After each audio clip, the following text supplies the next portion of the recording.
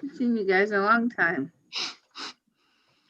Mayor Allen, it is 6:30, so once we do have a quorum of council on their cameras, we will be able to commence the meeting. Thank you. Everybody's got long hair. Can't even get a haircut. Ray. And gray hair. School's going back though? What's that? Schools are going back next week or the week after? Monday. Yeah. I think That's exciting. Toronto's the 16th. Well, that's exciting.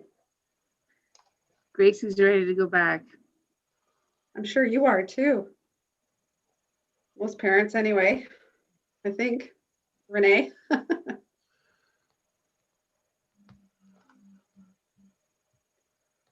Okay, so I think we're ready to go. All right, Clerk Ainsworth.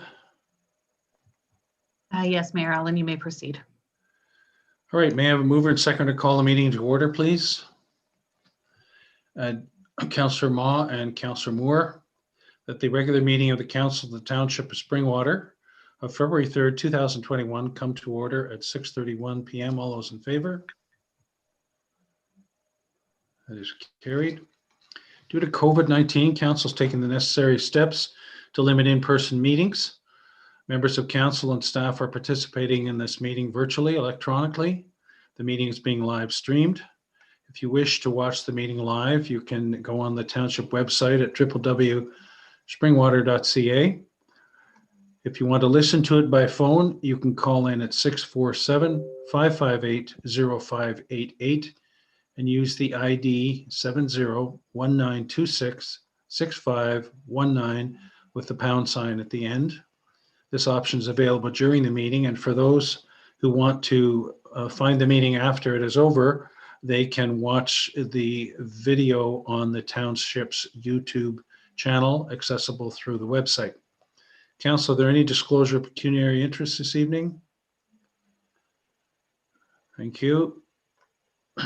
There are no deputations or presentations. Question period. We allow questions pertaining to items on the agenda that can either be written in, or if a person wants to pose a question live, being through the Zoom meeting, they can inform the clerk by midday the day of the meeting if they're desire to pose a question. Clerk Ainsworth, have there been any questions posed? Thank you, Mayor Allen. There have been no submissions received for tonight's meeting. Thank you. Moving on to item 5.1, adoption of minutes of council. May I have a mover and seconder to get these on the floor, please? Councillor Moore and Councillor Ma. There are 2 minutes of council. Any questions with respect to those? Okay, the minutes of council listed herein be approved as presented. The minutes of the special meeting of council January 20, 2021, and the minutes of the regular meeting of council on January 20, 2021. All those in favor? That is carried. Item 5.4 is minutes of boards, committees, and organizations. Mover and seconder to get those on the floor, please. Councillor Moore and Councillor Ma. Any questions with respect to these minutes 1 through 6 as listed? That the minutes of boards, committees, and other organizations listed herein be received as information. The Midhurst Community Recreation Association meetings of March 9th, October 5th, November 10th, and December 8th, 2020. The meeting of the Heritage Advisory Committee of November 24th, 2020, and the Springwater Township Public Library Board meeting of December 15, 2020. All those in favor? That is carried. Moving on to item 6, which is an addition as of today, correspondence and information items. Can I have a mover and second to get this on the floor, please? Councillor Moore, Councillor Cabral. And this is a request for support from Rogers with respect to the expansion of broadband.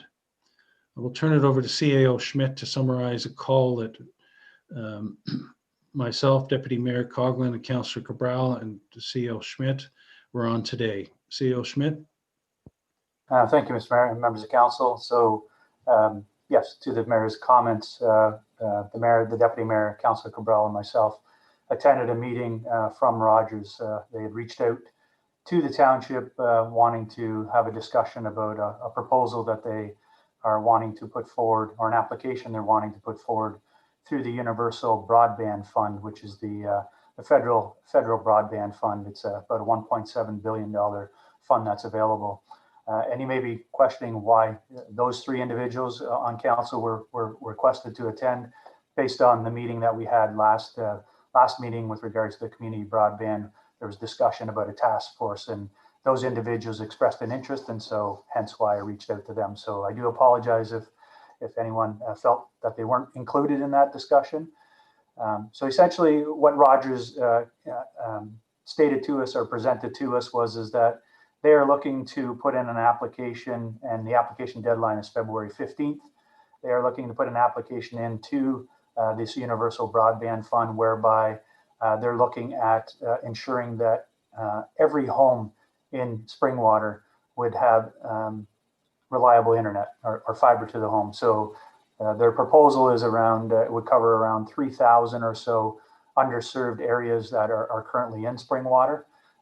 They didn't get into the finer details of their application, but essentially that is their proposal, unlike some of the other proposals that have come forward through SWIFT, where they're just covering certain sections of the municipality. Their game plan is to essentially cover the whole township. And so the time frame would be approximately a 24-month time frame to get all the infrastructure up and running, should they be approved. And so at this stage, they're reaching out to the township to essentially ask for a letter of support. No funding, no other commitments required from the township. You see a draft template of the letter of support on the agenda tonight. Obviously, through staff, we would have to obviously wordsmith that to the liking of council. But essentially, that's what Rogers is seeking, is our letter of support for them to go ahead and submit their application. They are looking for the township, as well as any other players, if you will, residents within the township, to provide letters of similar support for their application. I think I'll leave it at that, Mr. Mayor. And any members of council have any questions, I'll do my best to answer those. Thank you. I'll just add to that. We had good discussion, lots of questions from all of us. This is not an exclusive relationship. It doesn't commit us to money. It just basically lends support for the endeavor. And they're looking for, Rogers is looking for up to 15 such letters of support for their application for funding.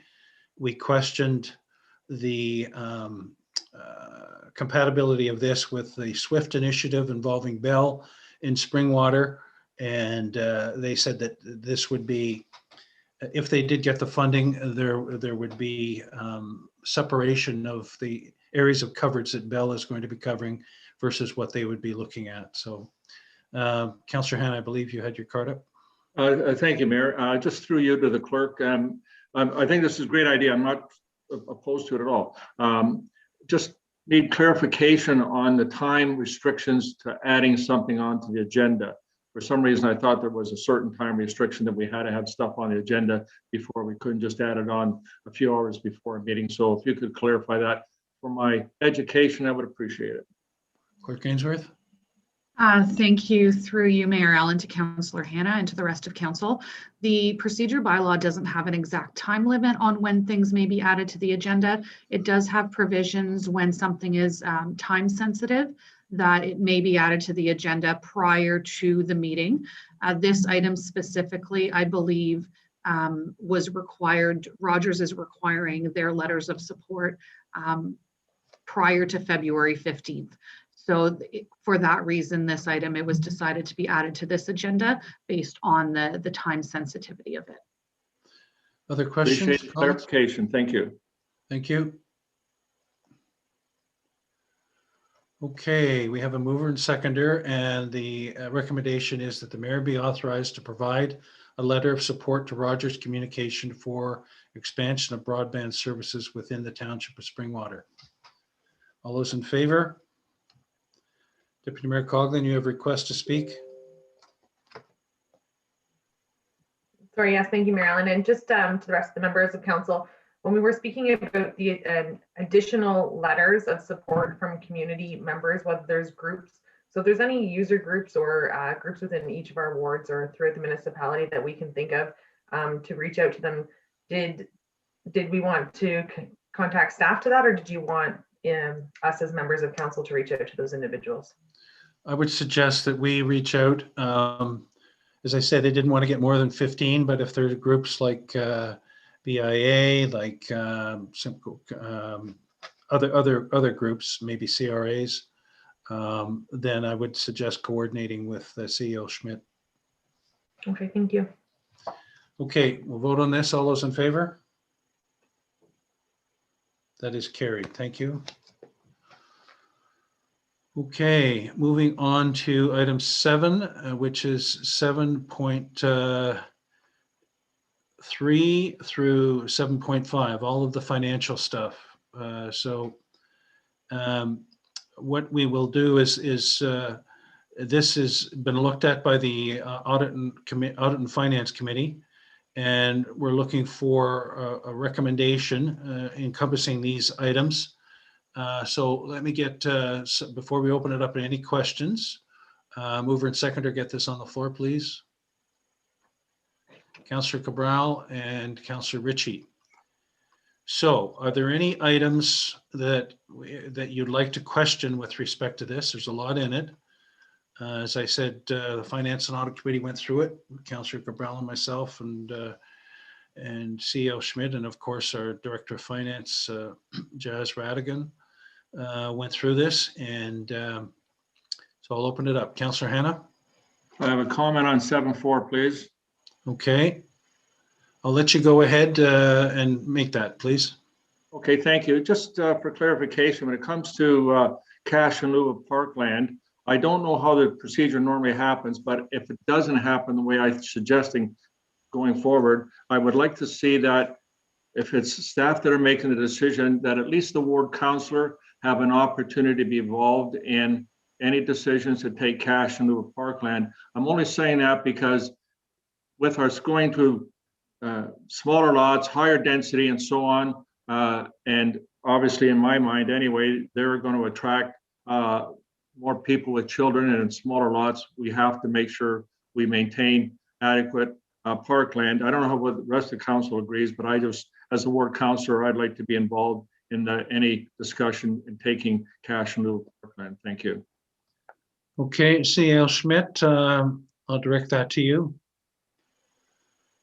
Thank you, Mr. Mayor, and through you to Councillor Hanna, and our Director of Planning Services can definitely correct me if I'm wrong, but I believe when an application comes forward and there's consideration for a cash in lieu of parkland, I believe, and again, stand to be corrected, that should be coming to council for ultimately your approval. So I believe through the planning discussion, they determine whether or not actual land is to be provided, and or if not, then the appropriate cash in lieu, which I believe comes back to council for further approval. So Director Spagnell can maybe correct me if I'm wrong on that. Director Spagnell? Thank you, Mayor Allen. Through you, CEO Schmidt is correct that the matter, when we're dealing with subdivision applications, does come forward to council. It's typically a question that is raised through any planning report that comes forward. So when new subdivisions are considered, council definitely will have the opportunity to weigh in on whether or not it would be cash in lieu versus a parkland contribution. Thank you. Councillor Cabral?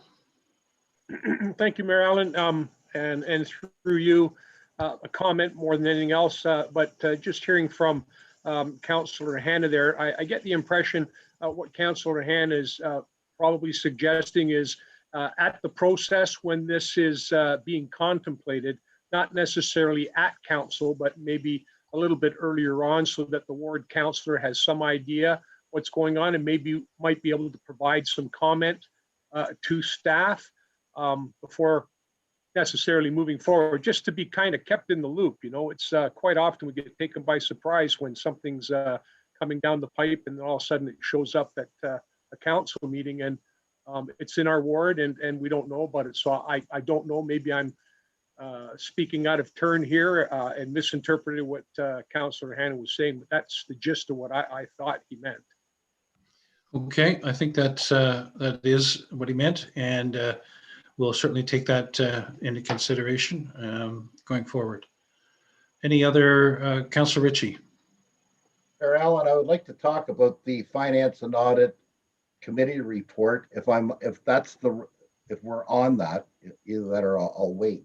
Yeah, no, we're on item 7. So 7.2 through 7.5. So go ahead. Mayor Allen, it was in regards to page 7 of 11. Page 7 of 11, number 10, and I'll just read it out here. I got it on my other computer. General operations include materials, equipment, supplies, office cleaning, and then it goes on. In 2019, a savings of $361,000 was recognized mainly to the status of the Swaley Drain Project, the Phelpston Drain Project, which is offset by the lower than anticipated revenue as noted above. Mayor Allen, if I can remember or recall, in 2019, I spoke specifically when we were doing our budget about we got some gas tax money set aside for the Swaley Drain. It was $100,000. They can correct me on the numbers. We were to set that aside to help offset the engineering cost when the time came. So that money that we set aside, is that part of this? Is that going to be swept up and put away? I want to make sure that money is still there and available for us to use to help pay for that engineering when the Swaley Drain Project comes to completion. So I'm curious about that. All right, thank you. I'd normally address that initially, Director Radigan, because it's history. I'll go to CEO Schmidt first on that, please. Thank you, Mr. Mayor. Through you to Councillor Ritchie. You got a good memory, Councillor Ritchie, because I'm going to have to look back at that, to be honest with you. I can't recall applying gas tax funds to the Swaley, but you may be right. I know there was some discussion. I just can't recall off the top of my head what the actual direction from council was. Regardless of that, I think what we're trying to say in this report is that the expenses in 2019 in this area for for general operations was underspent, and the majority of it was because that project did not move forward. And so any funding that would have been approved by council for that project will be or should be moved forward into 2020 or 2021. So it would have been likely moved into 2020. Again, you know the status of the Swaley Drain, so those funds have yet to be spent, and those funds would be carried into 2021 as well. Follow on. Thank you, Mayor Allen. I just want some assurance there that I remember I spoke at length about it, but anyways, it was money set aside. I can understand, 2 years later, we're still waiting and, they do the books, we got this money, but I just want to make sure that money was there, it was set aside, and it will be there when hopefully maybe this year we'll hear something about this Swaley Drain, that the money's there to, that we had set aside in 2019. I think of whoever it was wanted to go back and dig it up. It was gas tax money, but I want some assurance to know that money's going to be there and set aside for the farmers. Thank you. Thank you. Other questions? Okay, we have a mover and a seconder. I'll read through all of this. That the recommendation from the Finance and Audit Committee contained in items 7.2 through 7.5 be approved as presented. 7.2, that the Audit Committee reporting and representation letter, auditor presentation, and the 2019 draft audited consolidated financial statements be received and forwarded to the February 3rd council meeting for approval, and that the duly authorized signing officers execute the necessary documents. 7.3, that the report from the Director of Finance regarding the 2019 budget and business plan year-end results as at December 31, 2019, dated January 27, 2021 be received, and that the 2019 tax-based operating surplus be allocated as follows: 890,102 to eliminate the debt requirement for the purchase of 1132 Snow Valley Road, and 179,650 of the tax rate stabilization reserve to the tax rate stabilization reserve, and that the recommendations be forwarded to council for consideration and final approval. That the report from the Director of Finance regarding the 2019 development charge, statement of development charge and cash in lieu of Parkland Reserve Funds dated January 27, 2021 be received, and that in accordance with Section 43 of the Development Charges Act 1997 and Section 42 of the Planning Act, that the staff report entitled 2019 Statement of Development Charge and Cash in lieu of Parkland Reserve Funds and its appendices be submitted to council for approval and sent to the Minister of Municipal Affairs and Housing. 7.5, that the 2019 reserves and reserve fund statement information report be received as information. All those in favor? That is carried.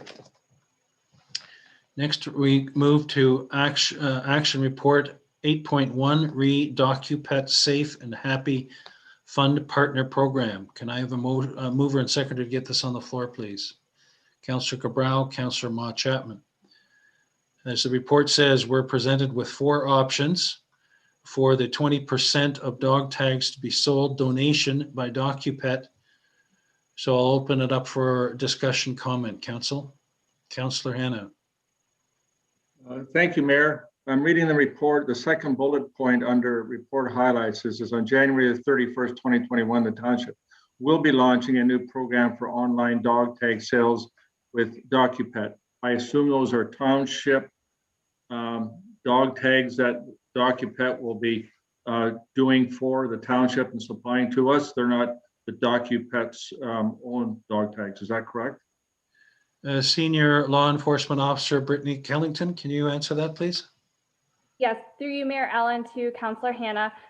They will be provided by DocuPet. We have launched it. It was February 1st when we launched the partnership, and you can purchase your dog tags online and you will receive it in the mail from DocuPet. That's okay, thank you. So we've entered into a contract with them and we're paying them to do the dog tag sales or whatever for the township. Is that correct?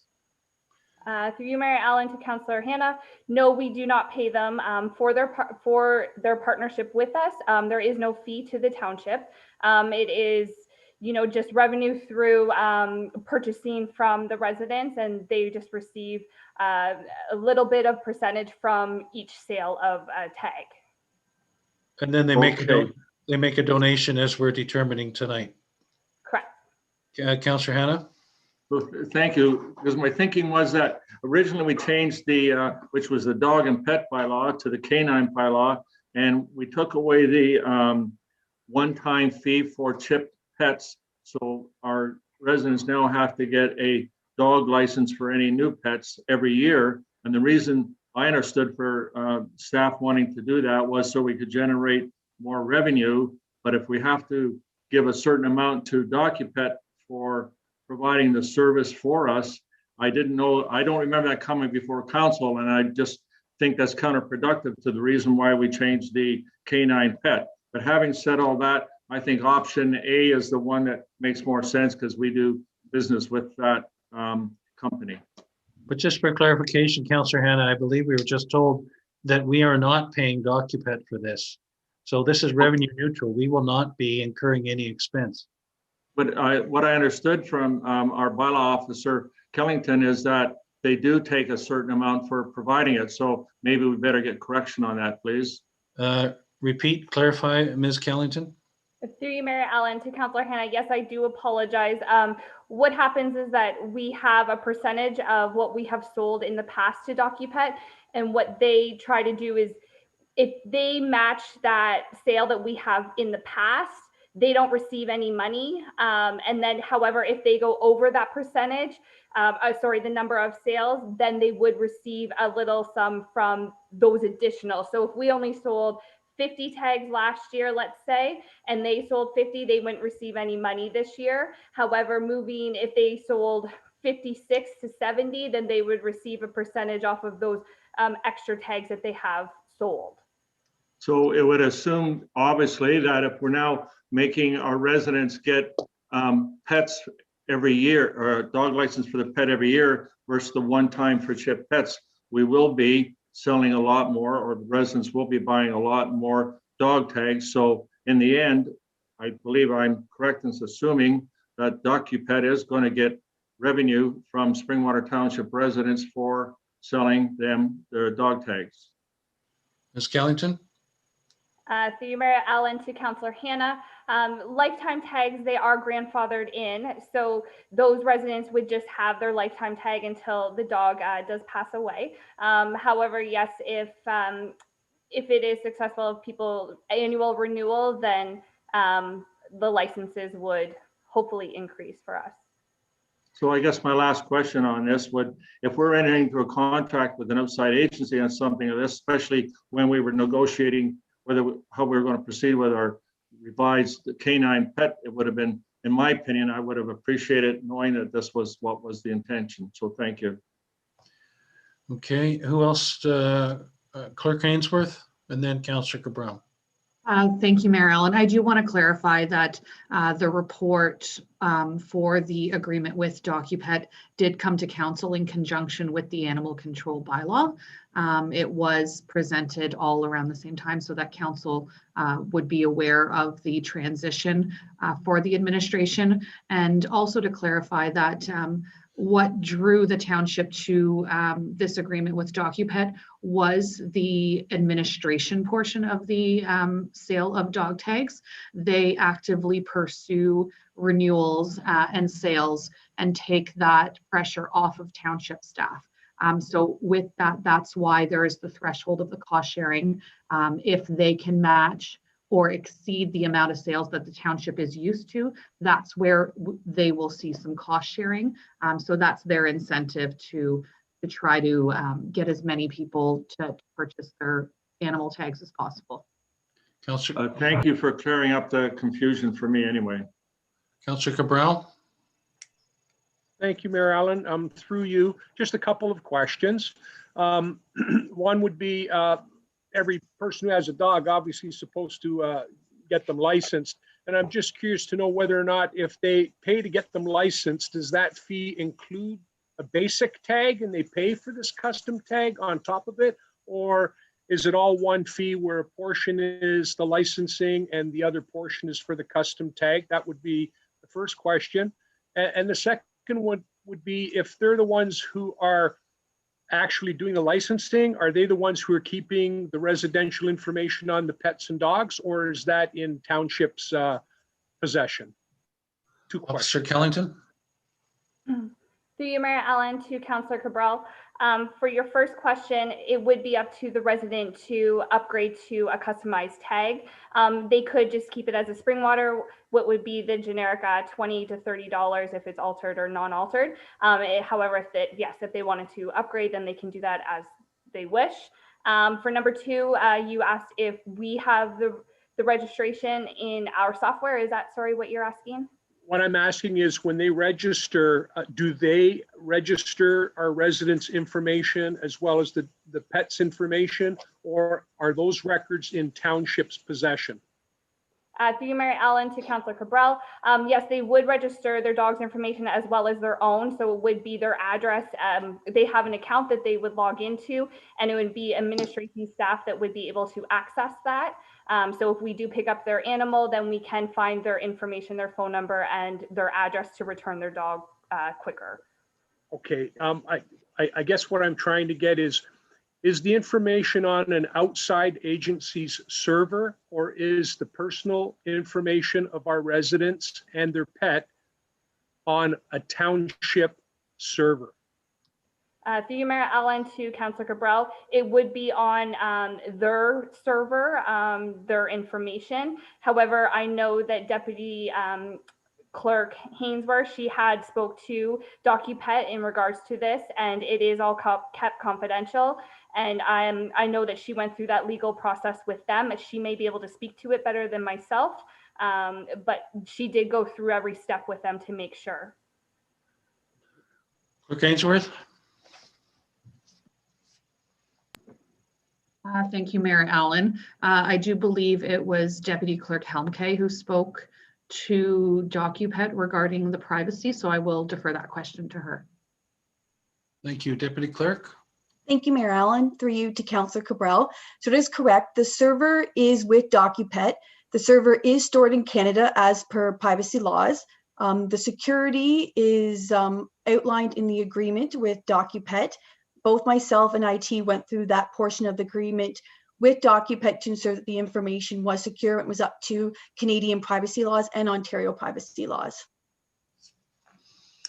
Thank you. Further questions, comments? Councillor Maude Chapman. Thank you, Marilyn. I have two. What if someone needs to get a new tag because they lost theirs? Would they go through normal process for the township, or can they upgrade through DocuPet? And second, how did we come with these 4 decisions on each of the companies? Deputy Clerk. Thank you, Mayor Allen. I think I will pose this question to Senior Law Enforcement Officer Kellington. Okay, thank you. Through you, Mayor Allen, to Councillor Maude Chapman. The answer to your first question is they would register through DocuPet and they can purchase the $7 replacement tag. And what that does is that then they can add into a new account. They can also purchase at the Min Center. Anybody can when we are open to the public, and we will assist them that way.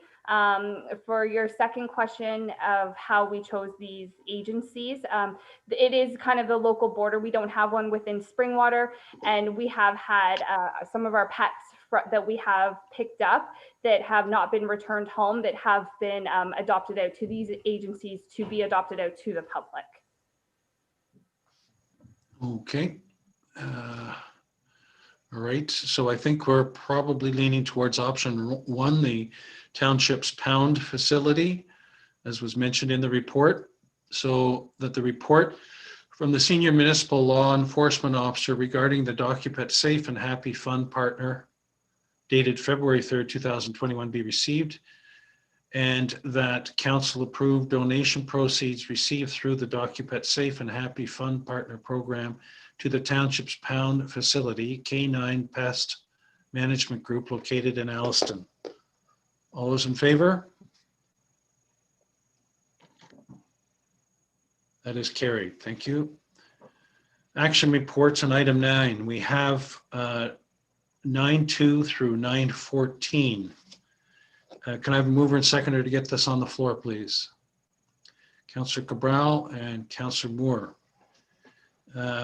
Who would like to question any of these items? I'll make a list here. Councillor Ritchie. Mayor Allen, I'd like you to pull 9.2. Okay. Do you have a question on it, or you want it pulled, Councillor Ritchie? I'd like it pulled, please. Okay. Councillor Hannah. 9.10 and 9.14, please. Pulled. Yes, please.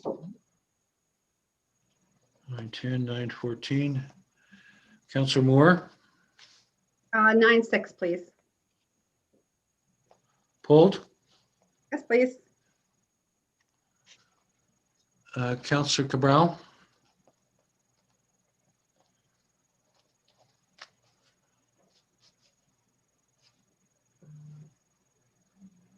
Hello, Councillor Cabral. 9.3, it may have been mentioned already. No, it wasn't. You'd like that pulled? Just want to, maybe a question. It doesn't need to be pulled. So 9.3, did you say? 9.3 for a question.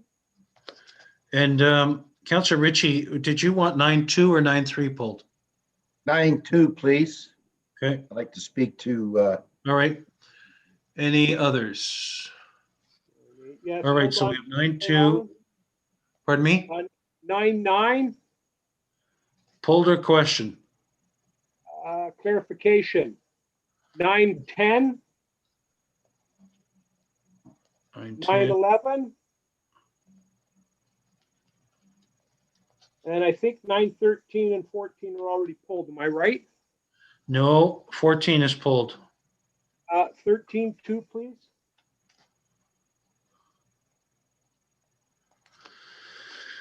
2, 3,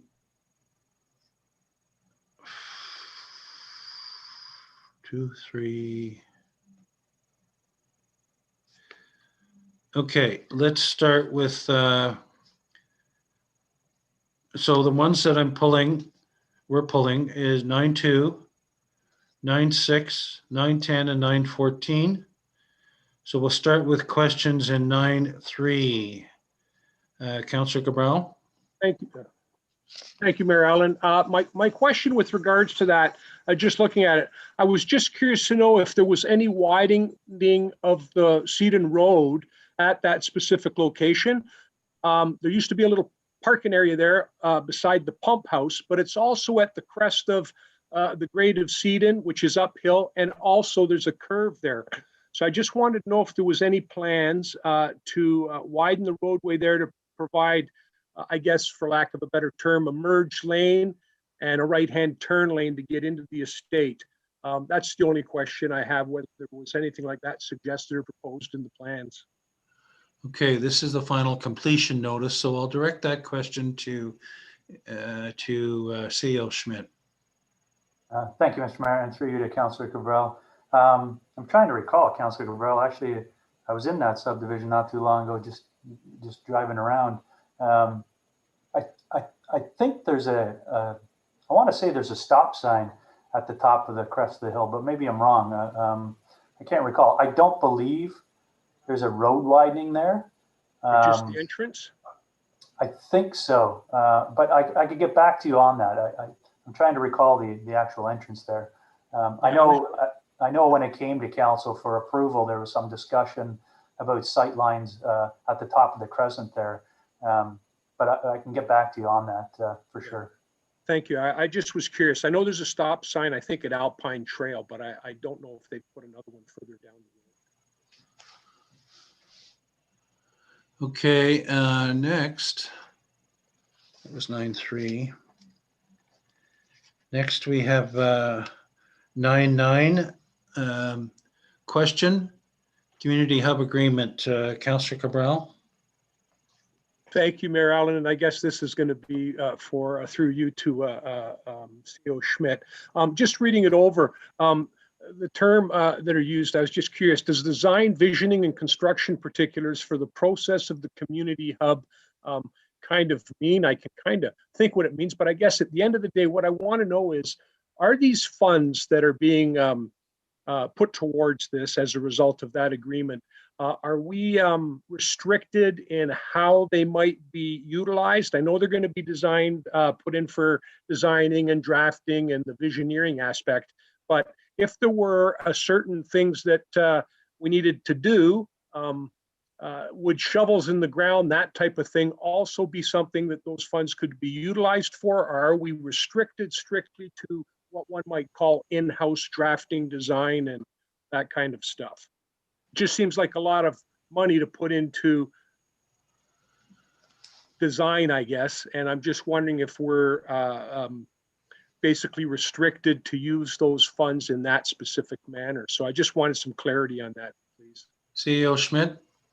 Thank you, Mr. Mayor. Through you to Councillor Cabral. So, Councillor Cabral, in the 10-year capital plan, we actually do have about just over $500,000 set aside for the design and kind of the visioning for that community hub. So I know in speaking with other municipalities that have done some similar works, as much as it sounds like a lot of money, it is, but the design has come in around the $300,000 price tag for just the design work. And then there's the whole, the visioning exercise and going out to the public and trying to get public consultation and input on this process would also be additional dollars that would have to be spent, or that we're looking at spending to ensure that we get this project correct, right? And obviously, it's pretty critical to the municipality. In my mind, it's kind of the gateway to Midhurst. And so, as I've been saying to everybody, is we got to get this thing right the first time. So, to your point, I guess if there's leftover funds, I assume that if depending on what that number is, it likely could go towards that project still. If you're looking at moving those funds to some other project within the municipality, I don't think that was the intent. I think it would be anything required potentially on that piece of property to kind of get it going. No, thank you. That clarifies it for me just fine. Appreciate it. Okay, 9.11, the Elmdale Farmers Market, Councillor Cabral.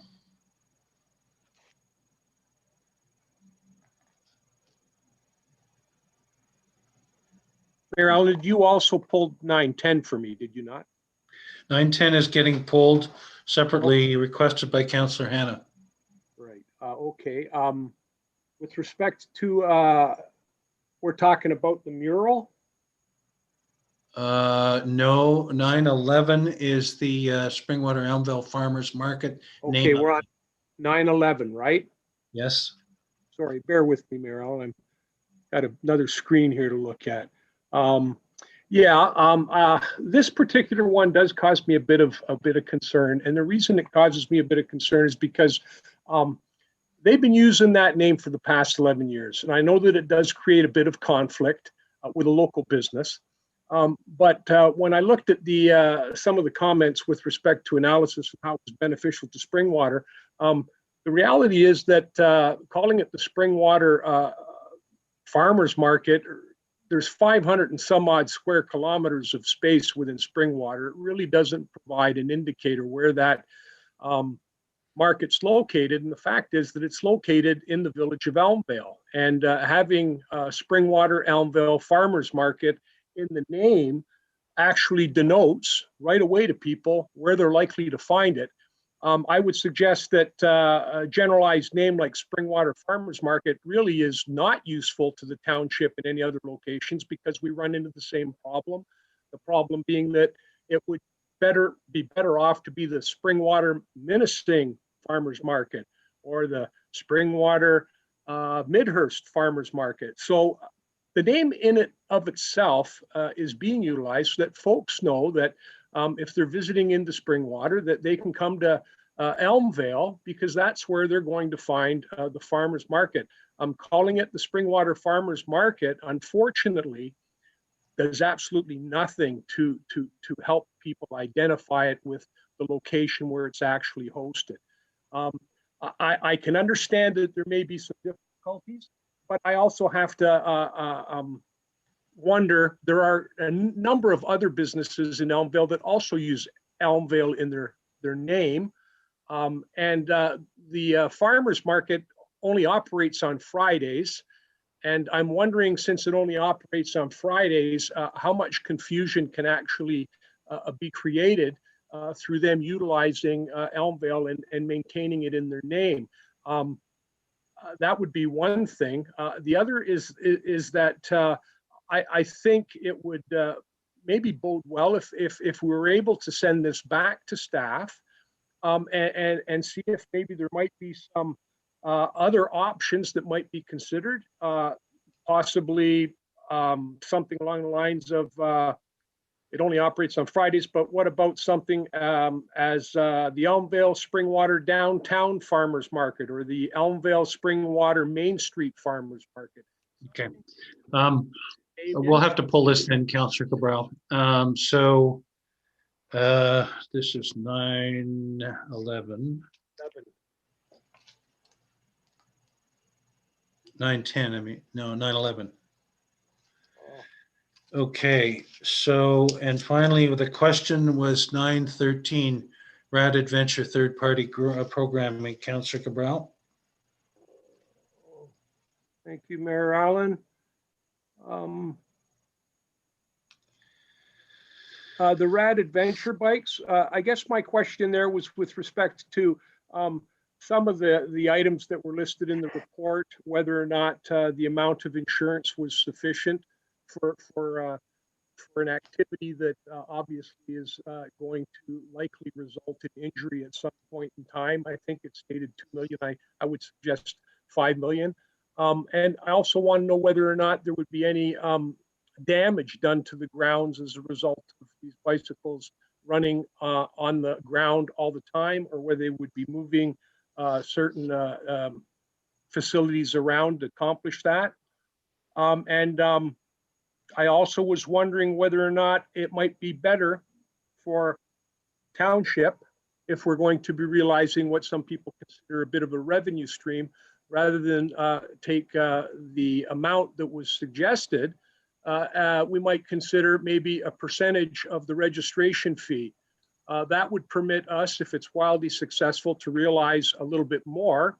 And if it wasn't that wildly successful, it would not put any real financial burden on the RAD people who want to put this together. So that at the beginning, if they're not doing very well, you know, they're getting a bit of a break, but as things get better and they become more successful and they have more participants, obviously registrations would go up. And I think we might benefit from that type of a sliding scale rather than just a straight, I think it was $150. There's a range of numbers. So I think we'll pull that one too. Okay, so the motion is that action reports 9.2 through 9.14 be received, that the recommendations contained therein be approved as presented. Now I'm going to read through all of them as usual and then mention the ones that are being pulled. 9.2, exclusive aggregate extraction rights and lease agreement. 9.3, final completion Cameron Estates Phase 1 and 2. 9.4, 2020 tax adjustment and supplementary taxes. 9.5, local authority services LAS agreement natural gas program.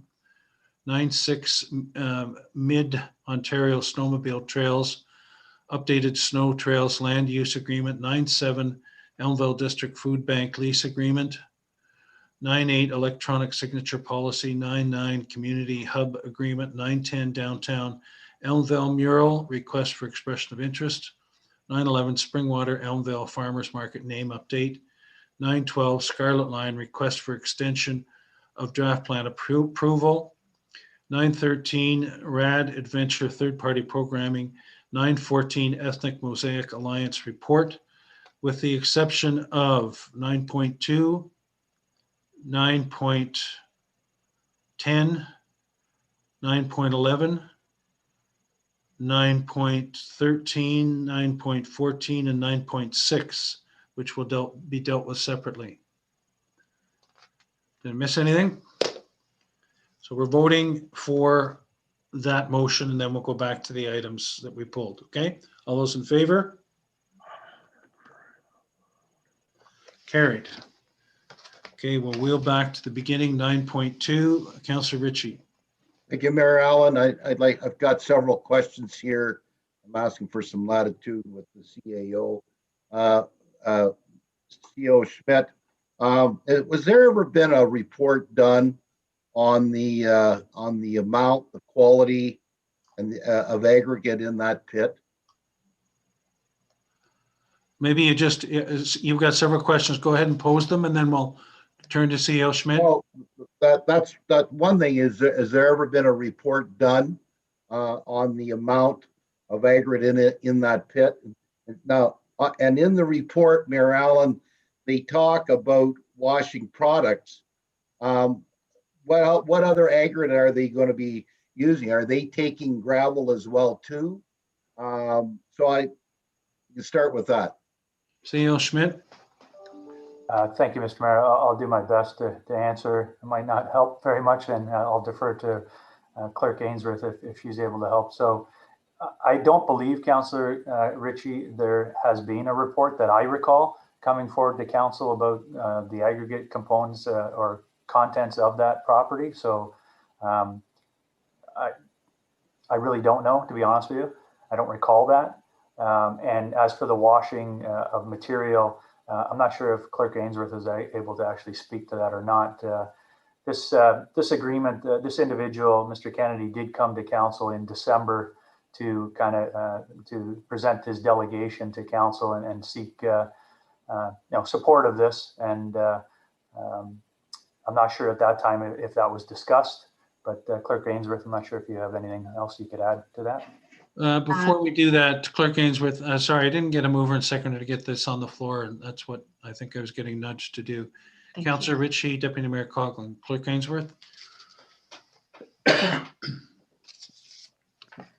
Thank you, Mayor Allen. I am just going over the submission that the company provided in support of their delegation at the December 6th meeting. It states the long-term goal is to wash sand products in order to meet the ever-demanding specifications for sand products to supply local as well as other markets. That is unfortunately the only information I would be able to provide.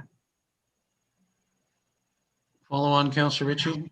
Mayor Allen, I have a concern about this. One, obviously, if they're going to wash products, they got to go and get a water permit, and that's fine. They can go through the process. But my concern, Mayor Allen, is they're going to be taking overburden off, and again, that's all part of the process. But there's the sand component. But there's also the gravel component as well, too. How much are they going to be taking? There was numbers thrown out. They're going to go up to 100,000 metric ton, but probably take 70,000 metric ton. And Mayor Allen, the concern that I have is we should not be allowing this. And that's why I want to speak to this. And I'm going to ask that we vote on it as well, too. But to get back to the fact is, like, a lot of the pits in our area are empty of gravel and sand, and some of them only have sand left. Others have no gravel at all. This report doesn't talk to us about are they going to take gravel. If we sign this agreement, it allows them to take gravel. And no disrespect to those people, they're good operators. But I'm a councillor looking out for the protection of this municipality. Why are we selling the gravel out from underneath of us? We're standing on the edge of a massive development that we might need this. We might need this sand fill to do that hasty track and all the development in there. We're in a rural municipality where we're building roads all the time. Yes, you're right. We do get our gravel from the pit up on the 10th here in Elmdale, and it's got great gravel. But the gravel that's in that pit, I'm not going to sell it out even for $100,000 a year. It's worth more to leave it there in the ground and keep it there for when we need it, because of all this development. We don't know 5 years, 10 years, 2 years. The next council, it'll be there for them. But one thing we can do, Mayor Allen, one thing we can do as a council, and you as a mayor and the deputy mayor on the county, is speak about the county opening up lands that have got aggregate and a high aggregate resources in our township, and allow these gravel people to bid on them. There's some excellent lands in our township with lots of aggregate resources that was they put out to tender, and these gravel guys get bid on it, because that's the problem. We're running out of gravel. If we leave it the way it is, we'll be getting our gravel and our aggregate from up in the Gravenhurst Bracebridge area. So this is very important that we turn this down. I'm not going to support this. I want to vote. I want to record it, voted on this as well too. But this needs to be taken up at the county level and spoken there as well too, and help these guys out. Thank you. Okay. Clerk Ainsworth. Thank you, Mayor Allen, through you to council for some clarification on what the agreement covers. So the agreement would cover, if it were approved by council, that Gallagher Materials Inc. would be able to transfer the current aggregate license from the township's name into their name. So all extraction rights would be transferred with that license. The current tonnage allotment is 45,000 tons per year, and the company has advised that they would like to request an increase in that tonnage to 100,000 tons per year. The company did delegate to council in December, and staff were directed to conduct this negotiation with the company, but of course it would be up to council whether you would like to support the agreement or not.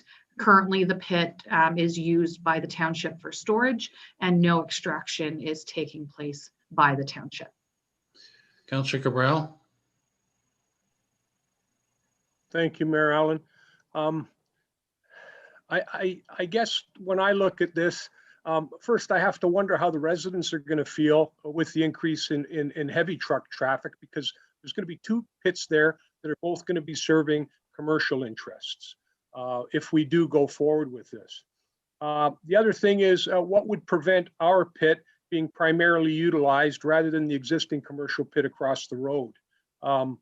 Upon leasing, the amount of aggregate removed would be beyond township's control and could effectively be increased by the lessee from the present licensed extraction amount, as Clerk Ainsworth just said, from 45,000 tons to 100,000 tons. And is there potential for them to seek an even higher amount after the agreement is entered into? It seems to provide funds for the township, but it also hastens the exhaust of a finite and limited resource. And it's particularly important, as Councillor Perry pointed out, given the anticipated rapid growth that we're going to be experiencing here. We're going to be having building go on here for decades and decades to come. It's not like we're in an urban setting where all of this has already been done. So I wonder also about our own operational efforts when it comes to regarding aggregate use for us. Our heavy trucks right now are getting aggregate from way up at 93 and Foss Road 10 West. So a truck that's going up there to get aggregate and then driving all the way back down to the south end, we're talking soft dollars, we're talking a lot of fuel, and we're talking a lot of wear and tear on these trucks. It really should be examined whether or not that aggregate and that pit down on George Johnson should be utilized by Yard 1 to effectively see whether or not it's a cost-saving measure for us to have them getting their aggregate from there. We have 2 yards specifically so that we don't have to send trucks from the south yard way up to the north end of the town, and once again coming down to the south end. Should have a good look at that. In respect to the $25,000 fee, be interested to see how this fee would compare if we were using that aggregate there, if we compared it to our trucks driving back and forth up and down the highway to the north end. Having something on hand, whether we use it or not, that aggregates money in the bank for this township. And I think we'd be foolhardy to turn around and give it away for, as Councillor Ritchie said, $25,000, $100,000. At some point in time, we're going to need that. Rather than lease the pit, maybe there's an opportunity that we might explore to simply allow a certain amount of aggregate to be removed on a per load basis. We set the fee, we still control the pit, and we're the ones who dictate what's taken out and what's not taken out. I think the fact that we're talking about our own aggregate license being taken away and put into a company's name, I think that's foolhardy on our position too. So I'm really not in favor of this. I would be more in favor in trying to utilize that pit so that it can provide the benefit to the township for our own residents, as opposed to looking to make a few dollars on it by taking some of this finite gravel and sand and resources out of there that we can't recover down the road. We'll have to get it somewhere else ourselves. CEO Schmidt, do we have any, have we done in the past any pro forma projections about gravel availability in future from the pits that the township owns versus what demands might be? Are there any sort of pro forma projections to see future needs and supply? Through you, Mr. Mayor, not my understanding. I don't believe that we've done that. Again, we're here tonight simply because of the individual has requested that the township enter into this. At the end of the day, it's ultimately council's decision what they want to do. Again, I think to council or to Clerk Ainsworth's comments, back in the delegation, I think staff are of the mindset that, or got the direction to move forward with this, and hence why it's here tonight. Hearing the comments from council, or some members of council, they have some valid points with regards to, is it a resource that the township could utilize or may utilize in the future? I'm not sure that the township has, and again, I don't want to speak on behalf of anybody, I'm not sure that we've done that analysis to really determine what value this property or this pit may be to the township today or long term. So. Okay, might I suggest then to either Councillor Ritchie or Councillor Cabral a proposed amendment to this motion to refer it back to staff potentially? Clerk Ainsworth? Thank you, Mayor Allen. As this motion deals specifically with providing a lease agreement to Gallagher Materials, if council is not in favor of that lease agreement whatsoever, I would suggest voting against the motion. And if council would like to pursue assessment of the property for to determine what as council has been speaking to, I would recommend that be separate as a notice of motion to ensure that the items stay completely separate. Okay, fair enough. Deputy Mayor Coughlin? Thank you, Marilyn. And through you, I think too, I would support having this referred, but if we do want it separate, that's fine. I think having comment from our Public Works Department on the use of this pit, but also it's the license, the transferring of the license part that does provide some uncertainty to me. I do agree with Councillor Cabral. There's an opportunity to work with a local business, and that's one thing, but to basically hand over something of value to our residents and residents of the future, it's not something that I can support at this time. Okay, so we'll go ahead and vote on this. And did you request a recorded vote, Councillor Ritchie? Yes, I did, Mayor Allen. Okay, Clerk Ainsworth? Thank you, Mayor Allen. Would you like the motion reread? No, I think we know the motion, so proceed with the vote. Okay, thank you. When I state your name, please state yes or no. Councillor Cabral? No. Councillor Ritchie? No. Councillor Chapman? I'm sorry, could you repeat that? No. Councillor Moore? No. Councillor Hannah? No. Deputy Mayor Coughlin? No. And Mayor Allen? No. That motion is lost. Okay, so it's 9-2. Next, we go to 9-10. 9-10, which is Downtown Elmdale mural request for expression of interest. I'm just doing these in order, numerical order. Councillor Hannah, let's get a mover and second to get this on the, yes, Clerk Ainsworth. Thank you, Mayor Allen. I believe 9.6 was also pulled. Okay, yes, sorry. And that was Councillor Moore. So mover and seconder to get 9.6 on the floor. Councillor Moore, Councillor Ma Chapman. The Mid-Ontario Snowmobile Trails Updated Snowmobile Trails Land Use Agreement. Councillor Moore. Thank you, Mayor Allen. Recently, there's been, I guess, with COVID and people trying to be outdoors more, but there's been a significant increase of snowmobile traffic on the North Simcoe Rail Trail. And on the rail trail here, there's a large bend, and there's been several near misses with snowmobiles driving really, really fast. We've got cross-country skiers and dog walkers, and then just people just walking or bird watching, all sorts. And the bend that I'm talking about is near Fort Willow. So when you come around, it's a very large bend. So I don't know if this is the appropriate platform, but I'm wanting to get some messaging out to the snowmobile club to, or to ask for some signage maybe, or ask other council members what approach we could take. I don't know if we're, mixing that snowmobile traffic and our, walkers is particularly safe right now, but just wondering if anyone else has had any concerns or any solutions. Okay. CEO Schmidt first, I'll address that too.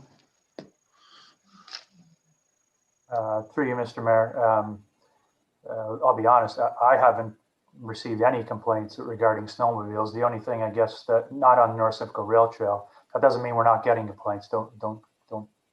Just to clarify, the one comment that we have received is to Councillor Moore's previous comment is that there is definitely an increase in traffic of snowmobiles, and I think partly because I believe our neighbors to the north in Perry Sound and such have actually closed or recently closed their snowmobile trails, and hence some of that traffic is being redirected to the Springwater area. But again, I'm not in a position to be able to indicate that we've received a number of complaints on the North Simcoe Rail Trail that I'm not aware of, and I don't know if Clerk Ainsworth and or our bylaw officer is able to comment on that, or I see our manager of Parks and Facilities is also on the call, so maybe I can defer to one of them to speak more about this. Okay, why don't we start with Manager Anderson and then maybe Deputy Clerk Helmke, because she wrote the report. Yes, through you, Mayor Allen, to Councillor Moore. We have had no complaints in regards to the North Simcoe Rail Trail up to this point. I can reach out to the Snowmobile Club in regards to your concerns. So if you could forward me that email, that would be appreciated. Deputy Clerk. Thank you, Mayor Allen, through you to Councillor Moore. Just to reiterate Manager Anderson's comment there, any additional signage that council feels that we need to add to the trail because of the increased traffic, I know that most and the Snow Voyagers Snowmobile Club would be more than happy to add additional signage because they want the trails to be safe for their riders as well. And we do have their signage guidelines, so I'm sure that they can add some additional signage. Okay, follow on. Sorry, thank you. Just to say too that a lot of the parking, so a lot of the snowmobile trailers and parking are from out of region, so they're not actually belonging to necessarily the clubs that are listed in your report, but I would love to see some slow down signs, or because the corner itself is a blind corner, that would be great if you could reach out and ask for some help with that. Thank you. Okay, the motion reads that the report from the Deputy Clerk regarding the Mid-Ontario Snowmobile Trails, updated Snowmobile Trails Land Use Agreement dated February 3rd, 2021 be received, and that a bylaw authorizing the Memorandum of Understanding Agreement for use of township opened and unopened road allowances as snowmobile trails be presented for consideration at the February 3rd, 2021 regular meeting of Council. All those in favor? That is carried. Next, we go to 9.10, which is downtown Elmdale mural request for expression of interest. Mover and seconder to get this on the floor. Councillor Ritchie, Councillor Ma. I'll go to Councillor Hanna. Thank you, Mayor. I read the second paragraph in the recommendation that council authorize staff to prepare and issue a request for expression of interest for downtown Elmdale mural initiative on bids and tenders. So when I read that and read the report, I got the implication, obviously, that it was some township tax dollars going to be involved in this. When we originally talked about it some months ago, I got the impression that this was going to be a corporate adventure, not Springwater taxpayers. So if it's going to involve Springwater taxpayer dollars, then I'm voting against. Thank you. Thank you. Planner Belcourt, do you have any comments with respect to that? Through through you, Mayor Allen, to Councillor Hannah. Yes, it would be publicly funded by the township. Hopefully we'd be able to look at some grant opportunities to help support that once we have a better idea of cost. But thank you for your comment. Councillor Cabral. Thank you, Mayor Allen. There is a privately installed mural within Elmdale that didn't require any tax dollars to be put towards it at all. And we have to always keep in mind that art, no matter what kind of art it is certainly subjective. Murals uniquely don't draw tourism. Unlike investment and performance things and festivals, heritage buildings, museums, that kind of thing, the one thing in town that would benefit from maybe an injection of funds and promotion would be the Sci-Fi Festival, which was recently introduced to Elmdale these last few years. Outdoor murals usually begin to deteriorate and become shabby after a few years if they're not rigorously maintained, and thereby there's going to be an ongoing cost. They're also very susceptible to vandalism. But I think at the end of the day, I have to question whether or not we need to spend tax dollars to put up the mural. Should council authorize spending tax dollars at any location to install a mural would be the question. From a simply practical point of view, I would suggest that each member of council could easily think of a project within their own ward to which these funds could be better directed. Maybe this should be a community-funded project where the township simply donates the canvas, or in this case, the building. As I've come to understand, unfortunately with some frequency now, that ward councillors are often not made aware of the activities and projects which are being drafted in the background, discussed and considered within the ward. It should come as no shock when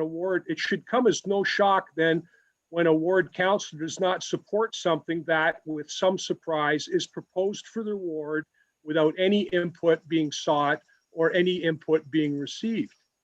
We already burdened our taxpayers to provide real services and infrastructure to our residents.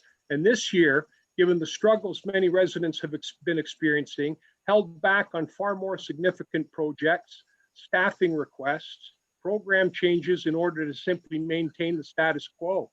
Even yourself, Mayor Allen, provided comment on council decision to adopt a 0% tax increase through the local media recently and alluded to the fact that the increased financial pressures township would be experiencing moving forward. Where a mural is a nice touch, it's not a necessity. It's not warranting a priority over those services or staff requests, program changes that we recently denied when we passed our budget. So I cannot support this.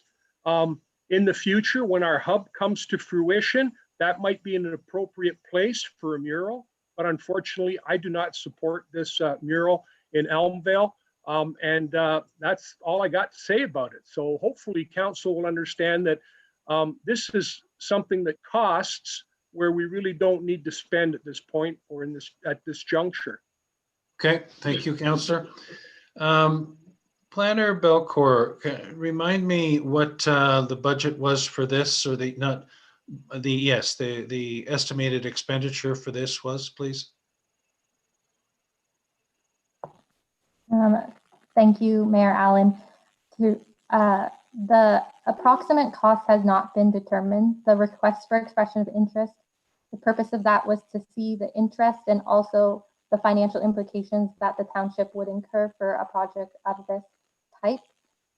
We expect that there would be a variation on the cost based on the artist and their portfolio and credentials on how much it would actually cost. So that was something that we were hoping to understand better through the request for expression of interest process. Thank you. Deputy Mayor Coughlin. Thank you, Marilyn, and through you to Planner Belcourt. I definitely support going for a request of interest, because I think at that point we will understand more to the gravity of the mural, the options that could be there.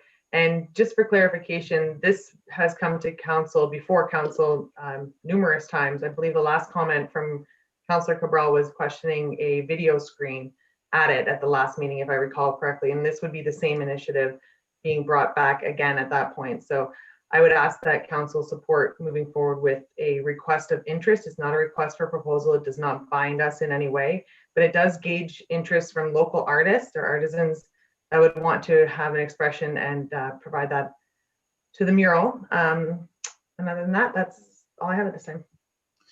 Okay, Councillor Cabral. Thank you, Mayor Allen. Just wanted to clarify a point there. The first I'd heard about this was at a meeting back in the fall. It was not brought up when we discussed the initiative to purchase a projector. And we thought at that time it was suggested, I remember bringing it up at a council meeting, that it would be good to be utilized for situations where we'd be able to project onto a wall. And I gave an example of the community hall right here in Elmdale. What is discouraging and disappointing is that I'd not known anything at all about this from when it was first drafted. And why was Elmdale selected? Maybe Midhurst would like to have a mural and they would support it, or maybe Minising might support it. What I'm saying is, I don't think we're in a position this year to put up a mural when we've asked everybody to tighten up their socks and not spend any money. And I think asking for a report for expressions of interest is really just taking us down the road to eventually have to either say no or spend tax dollars on a mural that I'm not sure exactly where the mural idea started and why Elmdale was chosen. But I've talked to some of my neighbors and got some of their comments, and they don't think we should be spending money on it. So I'm all for a community-driven mural and give them the canvas, but I'm sorry, I won't support this mural going forward. If you want to put it on hold till next year, you might be able to convince me otherwise. But at this stage of the game, I can't. Councillor Ma. Thank you, Mayor Allen. I would like to know, I guess, the cost of it. We won't vote on it until we get the cost. But my thought is, since the community park in Aunt Mills was turned down at budget time, this is sort of the same direction we're going to with the mural. So I have a hard time supporting it when I don't know a cost, and that's what we're going for, is where cost is. But on the cultural side, if we get a local artist to do the mural, it's good for a focal point on the cultural side that I sit on. But as a taxpayer side, I can't support this. Depending on, I guess, what the cost is, it would be nice to see what the cost is, and that's what we're going for. But we didn't agree with the Aunt Mills Community Park, and it's sort of the same ground level where it is a vocal point in their aspect of it. So I'm having a hard time supporting this issue unless I know a true cost. C.L. Schmidt. Thank you, Mr. Mayor, and through you to members of council. So I guess maybe to chime in here on a couple of things. So I think, the idea, I think, was kind of, a few of us, I'll be honest with you, a few staff were in Elmdale, I believe, last summer or the summer before at the farmers market, and we saw this wall and we said, it might be an idea. It's a somewhat of a gateway into Elmdale, and there's a lot of individuals that come to the farmers market, and there could be other events held in that parking lot, and we thought it might be an idea for the township to consider. So, I think that's where part of the idea came from. I think the other side too is that, again, it is as we're requesting an expression of interest, so we're not binding the township. We could phrase the request or expression of interest whereby the township's not going to be providing any funding for this, and so we're looking to partner with somebody to extend, if there's local artists that are interested in showcasing their talent. Here's to Councillor Cabral's comment, maybe a canvas, if you will, that maybe the township's willing to provide to them.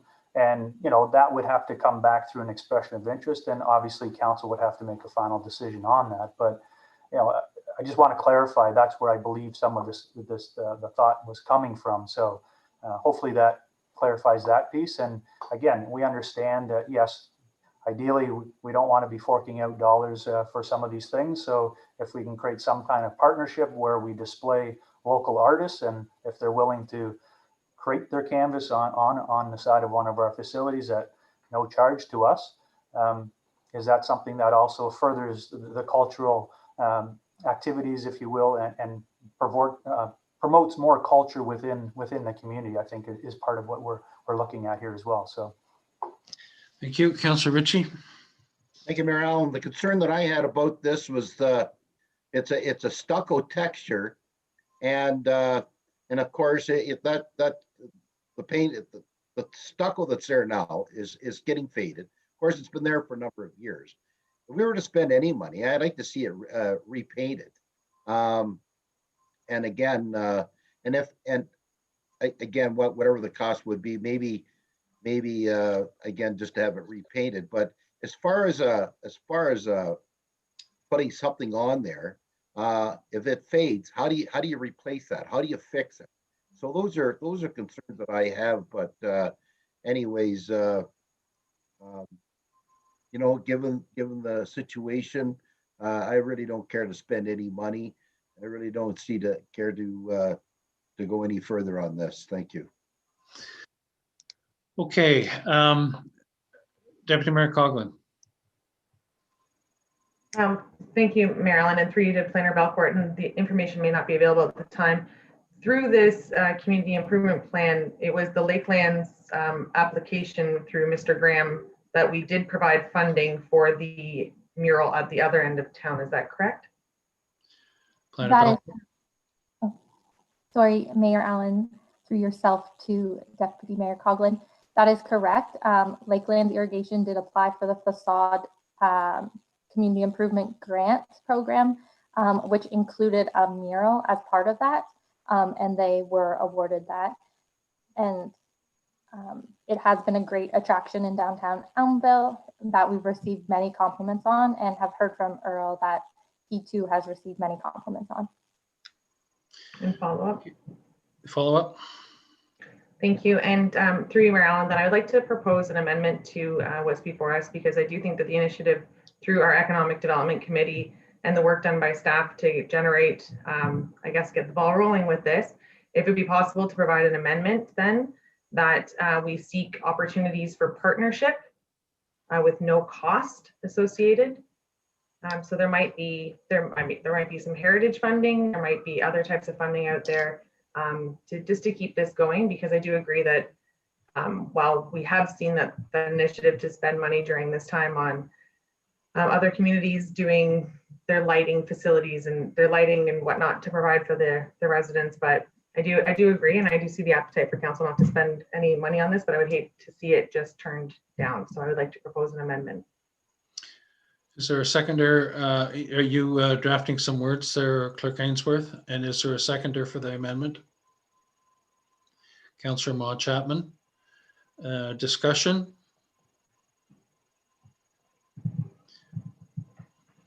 Councillor Moore, then Councillor Cabral. Thank you, Mayor Allen. And sorry, but my internet is pretty unstable this evening, and I didn't hear what the deputy said. Could I ask you to repeat it, please? I think the clerk is just going to, do you have some words yet there, Clerk Ainsworth? Thank you, Mayor Allen. I was actually going to ask Deputy Mayor Coughlin to provide a quick overview again of what she has requested. Proceed, Deputy Mayor, please. Thank you. It would just be that we have an amendment that we would then ask that the request for interest also be extended with no cost at this point to the municipality, but also to look for grant opportunities, whether it be through a heritage or a cultural grant opportunity, to keep this ball rolling, but with no cost to the township at this point.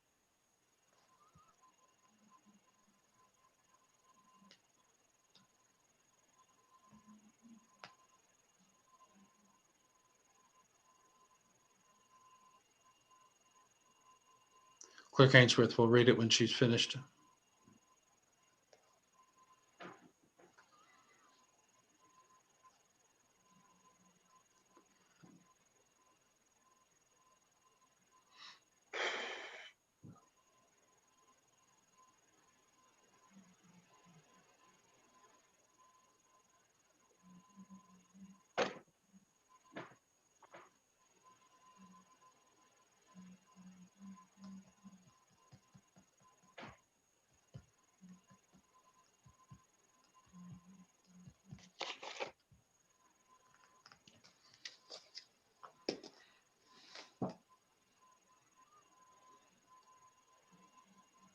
Thank you, Mayor Allen. And just to clarify, Deputy Mayor Coughlin, are you looking to remove the piece that states that staff issue a request for expression?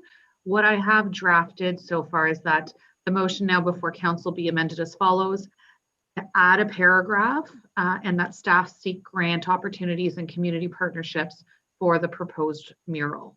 Are you looking for that in conjunction with the expression of interest or in to supplement that paragraph within the motion? Deputy Mayor? Thank you, Marilyn. And through you, yes, it would be in supplemental too, because I do believe that there's still an opportunity. There might be artisans out there that want the opportunity for the canvas. So.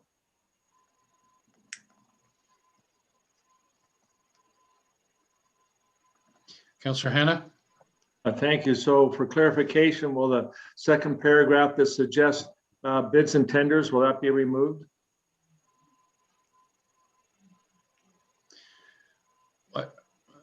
Clerk Ainsworth? Thank you, Mayor Allen. From my understanding, no, it would remain within the motion and that an additional paragraph would be added to the motion to seek funding opportunity or grant opportunities as well as community partnerships for the proposed mural in addition to seeking expressions of interest. Is that correct, Deputy Mayor Coughlin? I have no problem. Thank you. And through to you, I have no problem taking it out. I mean, the will of council appears to be that we would like to see this still continue, but at no cost, as we've experienced unprecedented times. Sorry, CEO Schmidt's hands. CEO Schmidt? Sorry, Mr. Mayor, and thank you, and sorry, Deputy Mayor. I wasn't trying to interrupt your comment. It was more along the lines of Councillor Hannah's comment, I think, with bids and tenders. So just to clarify, bids and tenders is the platform that we use to advertise expression of interest and our RFPs. But having actually said that, I'm wondering, as I'm talking out loud here, whether or not, if we're going out to local artists and we're trying to gather some interest from local artists, I'm wondering whether or not we don't use that platform and we actually try to reach some of those local artists via maybe our cultural advisory committee and or other members of the community that might have an interest, because bids and tenders is typically for businesses that want to get business or obtain business from the township, right? And secure contracts and so on and so forth. So, I'm not sure that we're going to get the level of interest on bids and tenders if a lot of these individuals are not typically signed up for bids and tenders. So I throw that out there, and I don't mean to confuse things, but I'm just thinking as this is going through, bids and tenders might not be the right platform for this expression of interest. We may have to consider sending it out or advertising it a different way so that it's not just on bids and tenders, because it will limit the level of interest, if you will, because bids and tenders is typically just for contractors that have signed up and have an account on bids and tenders. Councillor Cabral? Thank you, Mayor Allen. It's getting a bit convoluted. I have to take into consideration what Councillor Perry said about the actual wall itself there, whether or not it's even suitable to put a mural up there. I do agree, however, with CAO Schmidt that if we're looking for local talent, the link, Twitter, and the social media platforms would likely, and the BIA could assist as well. But I still have to question why, if we're just looking for expressions of interest, can we not identify another location for the mural as well? Why are we absolutely intent on putting that mural on that particular building? That's part of what I'm not sure of, given the fact that the wall is not likely the most suitable surface, for lack of a better term. So that's all I can say. Well, I think Planner Belcourt researched it and has become familiar with this type of art form, and it could go on that surface. And we felt that with the exposure of the community center and the parking lot and the market, that would be a highly visible and good candidate for a potential site. Councillor Ma? Mayor Allen, I'm just thinking that maybe the Cultural Advisory Committee can help with finding some artists that might have an interest in it, and with them being the professional of doing the paint, they might recommend whether the wall is suitable or not suitable. I think they're the ones that should be up to them to whether the wall will be suitable or not, and depending on the paint they use. Okay, CEO Schmidt. And sorry, Mr. Mayor, not to belabor the point, but I think to Councillor Cabral's comment, I think why that was identified, it's a township facility. And so we have obviously control over that facility, whereas others, we may not. So I think that's probably why we've come up with that location and maybe not any others at this point. Not to suggest that maybe there are, to your point, maybe there are other locations within, whether it be Elmdale, I'm just trying to think of properties we own in Elmdale and or other locations within the municipality. But I think back to my original comment, I think it was just a few of us staff were at the location. We saw the level of activity at the farmer's market and we thought this might be an added attraction, if you will. But if council is not agreeing with that, then that's fine. We just thought it might be an additional attraction for people to maybe come and take a look at when they're in Elmdale. And obviously there's lots of traffic that comes through that intersection or that section of highway through downtown Elmdale. So we just thought it might be an added incentive, if you will. So. Before I get Clerk Ainsworth to read the amended motion, Planner Belcourt, did you have anything final and further to add? Thank you, Mr. Mayor. Just to add on what CIO Schmidt said, also from an economic development standpoint, Elmdale is our main downtown area at the present time in Springwater and has a large concentration of commercial businesses. So by adding a mural, it could enhance the downtown core like we've seen done with the Lakeland mural, which could act as an attraction tool and also encourage people who are passing through, because it is a heavy traffic route, to stop and visit and spend money at the local businesses. Thank you. Thank you. Clerk Ainsworth, please read the amended motion. Thank you. In consideration of the discussion that's been taking place, the amendment would remove any reference to the expression of interest.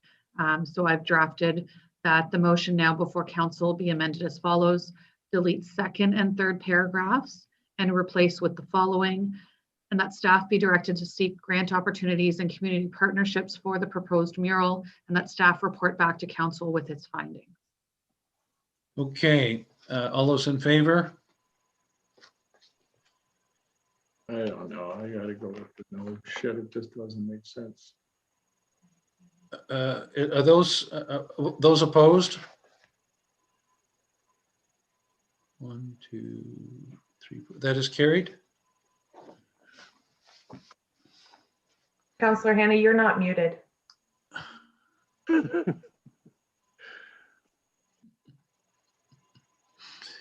All right. 9/11 Springwater Elmdale Farmers Market. You have to read the whole motion, Clerk Ainsworth. Go ahead, please. Thank you. Yes, the main motion as amended. It would read that the report from the planner regarding downtown Elmdale mural request for expression of interest dated February 3rd, 2021 be received, and that staff be directed to seek grant opportunities and community partnerships for the proposed mural, and that staff report back to council with its findings. Okay, all those in favor?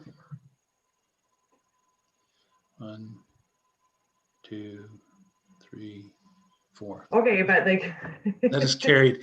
Look at the cards before you put them up. I don't know if you want to speak. Do you want to speak? You're muted. Thank you. No, I was at that Councillor Ma Chapman had removed, so I was asking. There you go. I wasn't sure if you had seen that Councillor Ma Chapman wasn't there for the vote. Thank you. That carried, I believe. Okay. 9.11 Springwater Elmdale Farmers Market name update. Mover and seconder to get that on the floor. Deputy Mayor Coughlin, Councillor Moore. We've heard from Councillor Cabral. Any other comments with respect to this? Councillor Ma. I just have one question. The people who run the event, I'm not sure if it's the township who runs the event or if it's the BIA or who, do other than the township, do they have other considerations what the name should be? Planner Belcourt, maybe you could address that, plus the thinking of switching the name, please. Thank you, Mr. Mayor, to Councillor Ma Chapman. So we have been in contact with the manager of the farmers market. It is run by former Focus Elmdale in conjunction and partnership with the township. But they are on board for the name change as well, as they are aware of the complaints or conflict that currently exists. Just the thinking behind the name change in general is that Springwater Elmville Farmers Market has been in existence for a while, but it does conflict with a local business that operates in a similar manner on a different date and different time. And there has been some confusion from patrons of that business on like the date and time of it, and they feel that their business has been hurting or suffered as a result. It also works in the opposite effect that people may be getting our market confused and not coming to our market because they got the date and time wrong, but may show up to our location and we're not there. So we think streamlining the name to Springwater Farmer Market could aid in that confusion, but also serve as benefits so we could create, so we could move the market if necessary in the future with ease. We could expand on the market with a market series, perhaps with different locations in the township. But also, and most importantly, that it would provide a cohesive brand and recognition of the Springwater name, which is a large focus of our branding and marketing strategies, is to promote Springwater as a whole versus individual communities. Thank you. Councillor Cabral. Mayor Allen, with all due respect to Planner Belcourt, changing it to the Springwater Farmers Market and then considering moving it around is where I started with this whole concept of Springwater Farmers Market. Could be anywhere within 500 and some odd square kilometers that comprise Springwater. It doesn't identify to anybody where the market is. The Elmdale Farmers Market, that's what it was originally called. And then it became the Springwater or Springwater Elmdale Farmers Market. They don't operate on the same days. I'm wondering if there might not be an opportunity to simply utilize some signage on those days that the farmers market is open to allow them to continue to use a name that includes the word Elmdale. And on the days when the farmers market is not operating, and the flea market is operating, maybe there's some potential to put a sign there that would direct people who are looking for the flea market to go to the flea market, because that's ultimately the business that is being conflicted, even though they don't operate on the same days. I think it's just as much as we want to promote and brand Springwater, I think Elmdale deserves the same consideration for itself as a village and for the farmers market, which is basically in the village of Elmdale. It would be very much akin to saying to the Elmdale BIA that they should just call themselves the Springwater BIA.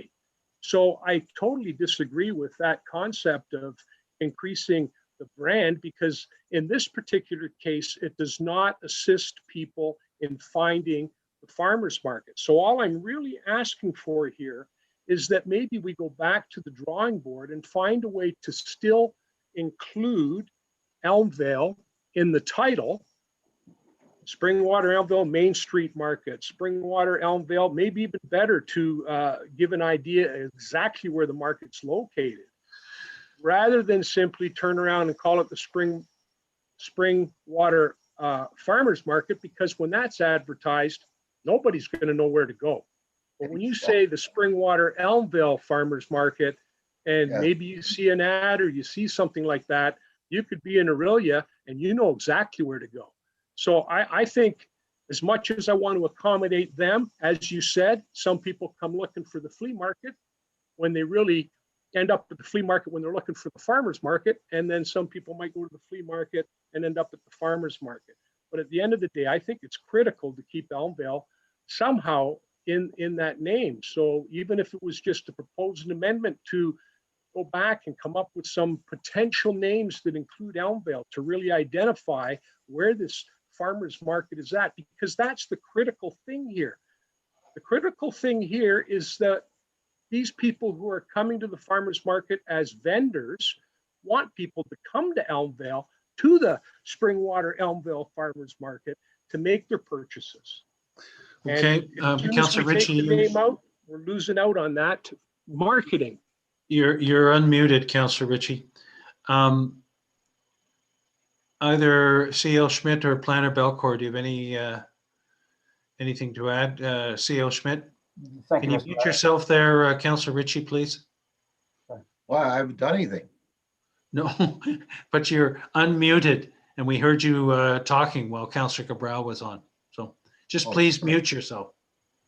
Sorry. Go ahead, C.L. Schmidt.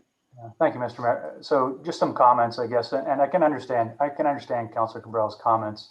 I guess, you know, with all due respect, there's many other municipalities around, whether it be Barrie, whether it be Innisfil, whether it be Bradford, whether it be a number of others, that they say Innisfil Farmers Market, and then one has to look, okay, where in Innisfil is it? There's a location. Okay, I look on the advertisement and that's the location. So, you know, with all due respect, wherever you go in a lot of these municipalities, you'll have to look to see where it is. Even if I say Springwater Farmers Market, Elmdale, where in Elmdale is it? I got to look to see where in Elmdale where it is. If I'm not a local resident and I want to go to the Elmdale Farmers Market, I'm going to have to look for the address of where this is. So with all due respect, you know, others municipalities do advertise that way. Now, with that said, as maybe amendment to Councillor Cabral's comment, maybe the Springwater Farmers Market and in brackets Elmdale, to note that to the individuals when we market it, it is in Elmdale, and then of course they'll have to look for the address. And if we were to move it around to say Minising or Midhurst or whatever, again, Springwater Farmers Market bracket Minising or Midhurst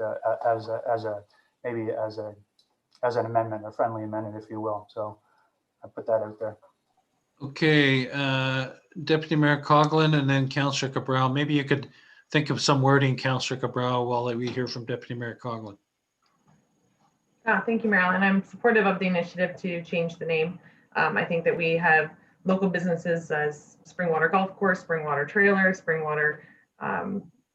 I mean, it's becoming a brand, and I think that the municipality has spent a lot of time and effort and money on signage and branding to get us to this point, and I would like to see it continue. And I do think that the location is in Elmdale. I do think that the Springwater Market does host vendors from all across Springwater, and hopefully it encourages vendors from across Springwater to continue to grow. I think that continuing with that branding will provide some consistency as we continue to move. Councillor Cabral. Thank you, Mayor Allen. With all due respect to Council and CAO Schmidt, as well as Deputy Mayor Coughlin, the village of Elmdale has an identity. It has for hundreds of years. And it's been a village for a long time. And that Springwater Elmdale Farmers Market is in Elmdale. And I think it's disrespectful to suggest that maybe Elmdale shouldn't be part of the name. And I don't envision down the road moving the market somewhere else. However, I do envision down the road that maybe another community might like to have a market. And at that point in time, I think they would probably like to decide their name as well. As far as using Springwater, like Springwater Trailer and all these other places, yes, those were business decisions that those proprietors made. I think that for me, I'm only stressing the point that the market is in Elmdale. And Elmdale is not that big a place. You'll find it if you come into town and you're looking for it. And with respect, yeah, sure, you could have St. Jacob's Market. I mean, that's a huge market in a big community, but I can also think of lots of smaller markets that are identified by the location where they are. So I'm just trying to stress the point that I think really Elmdale should continue to be in the name of that because it is identified with Elmdale. So And it has Councillor been Cabral, for 11 years. what about the suggestion C.L. Schmidt had, a spring water market slash Elmdale? Same thing, Mayor Allen. What's wrong with Springwater, Elmdale, Main Street Market? Does it not perform the same function? You're just putting Elmdale in a different part. Well, it's a little longer name, but They both end up being the same length. no, it's an extra word of Word. You know, I'm just suggesting that maybe staff could go back and come back with some options that might satisfy me. Other than that, I can't support it. Clerk Ainsworth, can you draft an amendment to refer this back to staff, please? Thank you, Mayor Allen. So I have drafted that the motion now before council be referred to staff to provide alternate / further options of names for this Springwater Elmdale Farmers Market, which include the name Elmdale. Mover and seconder, please. Councillor Ritchie, Councillor Cabral, all those in favor? Opposed? That is carried. All right. Next we have Main motion. main motion. Thank you, Mayor Allen. As it was a referral, there would be no, the main motion would no longer be on the floor. Okay, 9.13, which is the RAD Adventure third-party programming. Mover and seconder to get this on the floor. Councillor Cabral, Councillor Ritchie. 9.13 was Councillor Cabral. Thank you, Mayor Allen. I did make some comments earlier on. Hopefully, council members heard them. I think the one here, if we move forward, that that likely can't be addressed through negotiations with township and the RAD people is with respect to the registration and the fee that would be paid to township. I would just like to see if staff might be able to look at what the proposal includes and whether or not we're better off to take a percentage of the registration fee as payment as opposed to a flat fee that would not fluctuate one way or the other. Thank you. And I'll just add to that before swinging it over to Coordinator Dean. There wasn't anything for, I mean, this will get a lot of use. And I appreciate it's not manicured grass, but that will get a lot of use beaten down. What sort of provision is there for restoration at the end of a season? Coordinator Dean, if you'd answer both those points, please. Thank you, Mayor Allen, through yourself to Councillor Carrell and as well as to pose your question. So just to answer, I wrote down your questions, Councillor Cabral. So in regards to insurance, the $2 million liability insurance is standard for that type of activity, but we would have consultation and conversations with our insurance company to ensure that would provide sufficient in the amount of insurance required and that there would be no problem seen with that as we went through the negotiations of the partnership contract. The second question you had asked, I believe, was in regards also to property damage, similar to Mayor Allen. So that section of Tree Nursery Sports Park, so it would be from the tree line where the parking lot for administration is back to where the parking lot for the baseball diamonds is. It is a rough cut field grass there. Currently, we maintain it to a length of grass that would be good for the bike adventure program. And currently, right now, it is an underutilized space. The bike ramps are portable and movable, and they would be collected and they would be securely locked after each night or each day of their use. So they can move their track around. A big advantage to our property at Tree Nursery Sports Park and why they wanted our property was our access to the trail system. So I have also been in conversation with the ministry, as essentially all that trail network is ministry property. So once we do have more solid partnership or further talks into our partnership, we would highlight with the ministry what areas that Rad Adventures would be utilizing the most and kind of entrance areas they'd be going into the forest to ensure that was allowed and approved on their end as well. So the use wouldn't all be on the Tree Nursery Sports Park property. It would also be in the ministry forest and the crown land on both the east and the west side of Nursery Road. The other aspect, the revenue, I believe it was 2,500 to 4,000. Councillor Cabral brought up the point of percentage of the revenue taken in. What are your comments with respect to that, Coordinator Dean? Yep, so we did talk about in our preliminary conversations about percentages of revenue or a fixed fee revenue. So the reasoning I put the fixed fee revenue in for the beginning was that it would ensure we had revenue to cover any services at the property that we needed to ensure in regards to the maintenance of the ground, any staffing and any cleanup that would be needed. So in the first year, not knowing exactly what their registrations would be, it would assure us a revenue base, whether we ended up doing that based on an annual fee or whether we did it based on a weekly permitted fee. Percentages of revenue are something Rad Adventures has partnered with other locations. They have also partnered with permit fees weekly or annual. So they would be open to all of those types of arrangements. And that would be something that would be considered in the final partnership and as we got into the full contract negotiation. Other comments? Deputy Mayor Coughlin? Thank you, Marilyn. And just through you, is Manager Anderson still available to comment? Often on evenings, if there's council in baseball and soccer, our parking lots are quite full. And I know that we had council had approved a second entrance and exit from that. And I was just curious as to whether that would be moving forward with this moving as well. Manager Anderson? Yes, so through you, Mayor Allen, to Deputy Coughlin.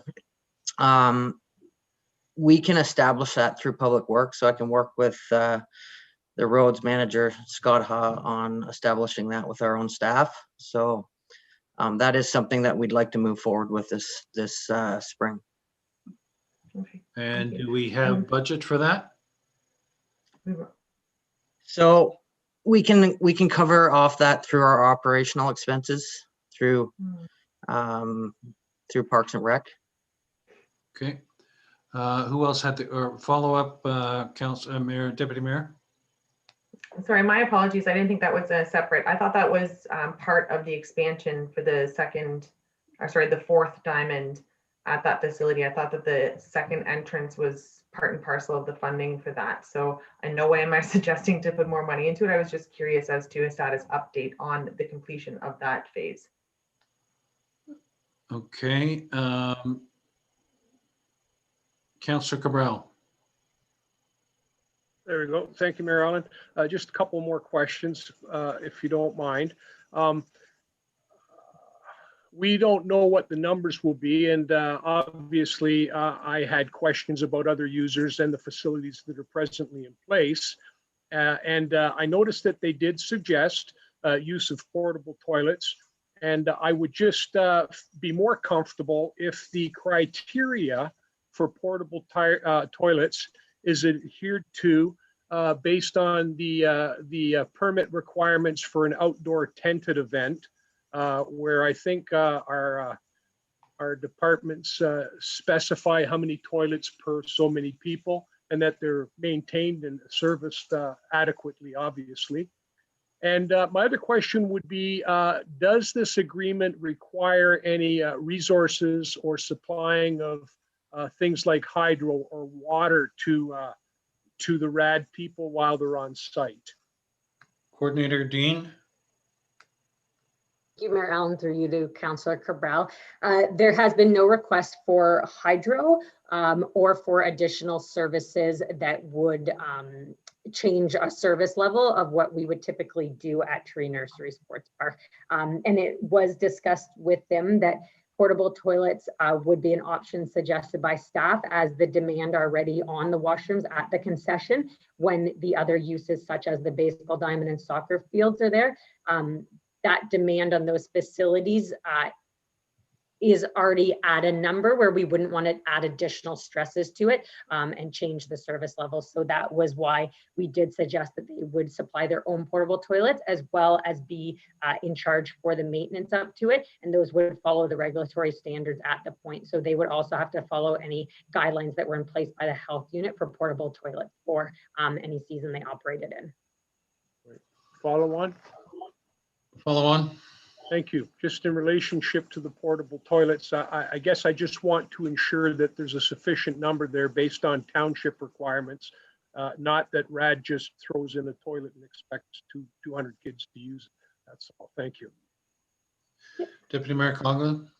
Thank you, Marilyn. And just out of curiosity, Coordinator Dean, was this in conjunction with Giant coming to, or Barry Giant coming to Springwater, or is that just a coincidence that they moved right around the corner and then all of a sudden RAD was here? Coordinator Dean.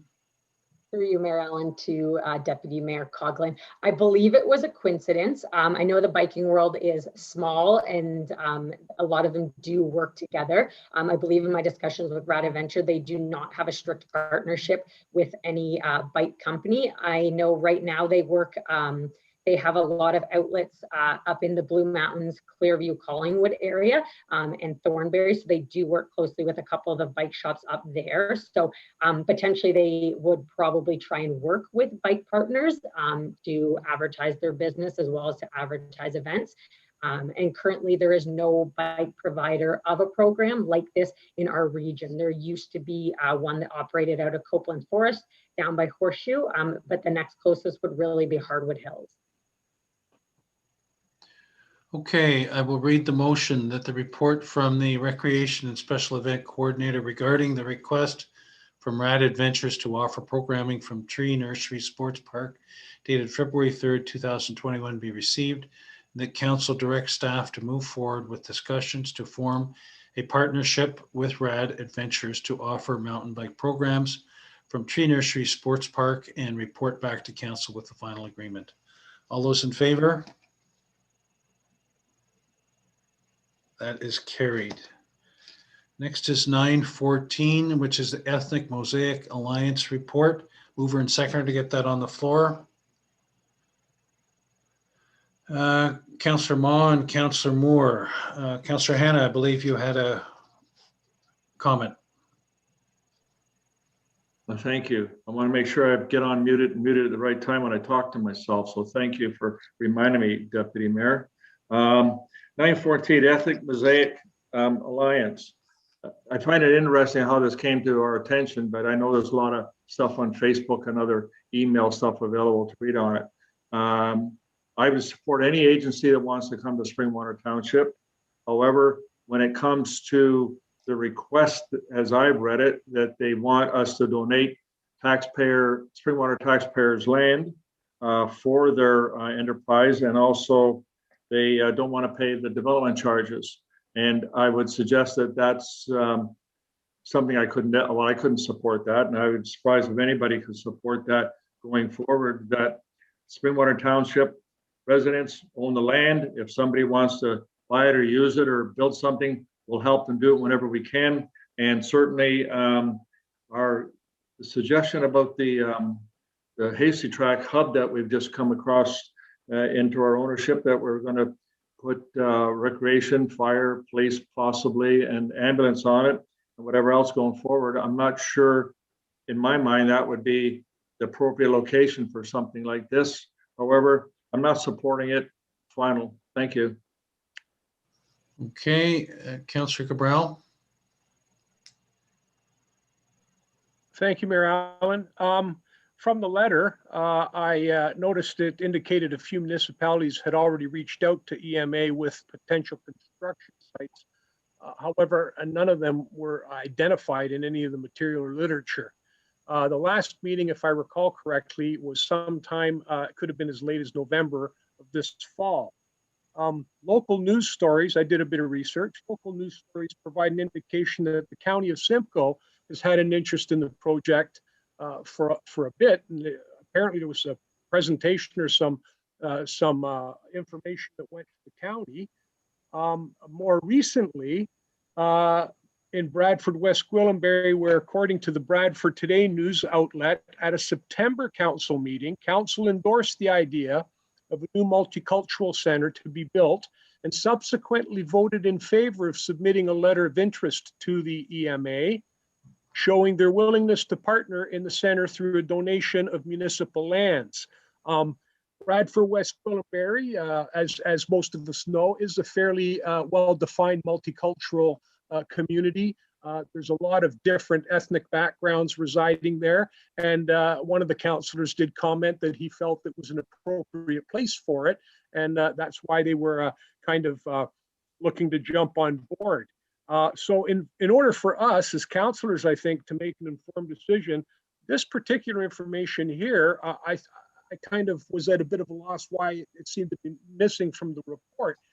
You'd think that that would be something that the EMA would have shared with the people that they were meeting with within township or our organization. So anyhow, I'm just putting it out there that it looks like they kind of have something to go for. And I would also like to know from you, Mary Allen, if you recall anything at the county level, because it was in the news to the effect that county had some, I guess, discussions. They could have been minor. I don't know if there was a presentation or not, but do you? No, I don't recall anything specifically. I see. It would have been about a year ago, by the way. Yeah, and I see Deputy Mayor shaking her head as well.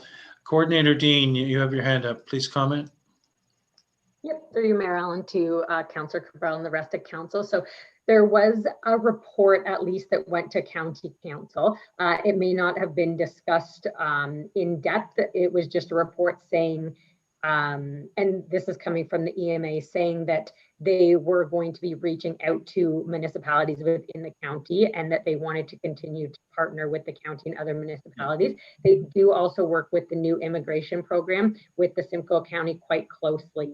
So there is lots of contacts through that department. So there might be brief updates or kind of written minute reports that do go to county council, but not being talked about in depth. EMA did also state that they are currently working on a PowerPoint presentation that they plan to present to county council in the coming months that would provide more detail on this and would kind of hone into where their ideal location would be in the municipality. They did express to our committee members that they were looking for somewhere central in Simcoe County. Okay, further comments? Councillor Ritchie.